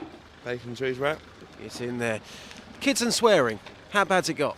Ridiculous. Mark, how often are you hearing children swearing on the streets? All day, every day. Every day. I'm in retail. I've got a little lad. I hate it. How do we stop it? It's got to start with the parents. Maya, you're 12 years old. Your school friends, are they constantly swearing? Yeah, they are. They swear like a lot, and they never get told off for it because I go to a secondary school and it's really bad, but teachers really don't do anything. Do you swear? No. How do we stop it? You just, I think it's the parents' fault, and that, they need to be more aware of it. Madam, kids on the street, swearing, is it out of control? It is out of control. I just think that as parents, we have to really be vigilant to teach our children and to remind them that the language is it's the most important thing, and to say the right things. So have kids sworn at you on the street just randomly? You've done nothing wrong and you've had abuse hurled at you? Yes, they do. Mostly it's when you say something, when you ask them to move or you ask them to do something, dropping litter, and you say, can you pick her up? You get abuse. So you now don't say anything to children who have dropped litter because of the abuse that you've got? The abuse, yes. How sad is that? It is very sad. Very, very sad story to end on, Justin. Yeah, I'm sorry about that, but that of course is the truth, is what people have been saying this morning. Very depressing stuff. Well, nobody depressed about it. Well, people are saying it's out of control. It's the I know worst what you're they've trying to ever do. known it. No, I know what you're doing. What's that? You're making sure that my last show ends on a bum note. No. So that's the thing they remember. The listener will remember being miserable at the end of my show. Then you come on Monday and play, a song from, 1968? Yeah, that's right. And everyone will go, Dealey's in, great vibes. Yeah, he's much better than the other guy who made us feel miserable. No, not at all. I'm just giving you the truth. I'm giving you fact and not fiction. Thank you, Justin. Travel news for beds, cards and bugs. BBC Three Counties Radio. In Watford on the High Street, it's slow westbound from Rudolph Road towards Pinner Road. It's also busy in Bricketwood on the North Orbital Road at the M25 junction 21A roundabout. And in Hertford on the A414, it's very busy between Harting, Fridbury Road and 4th Street.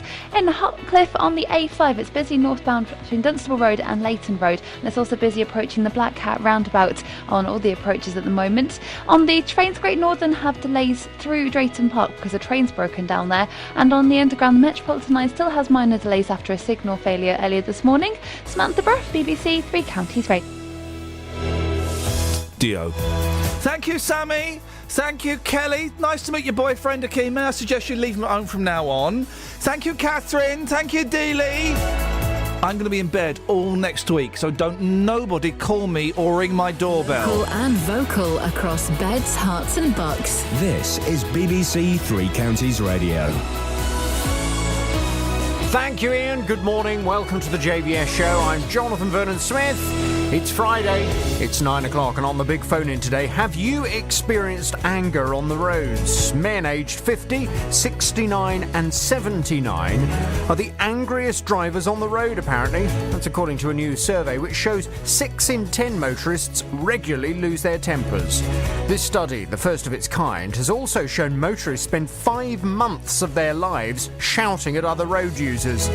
In the last 6 months alone, the average car owner has been on the receiving end of 183 verbal tirades, rude gestures, or intimidating driving.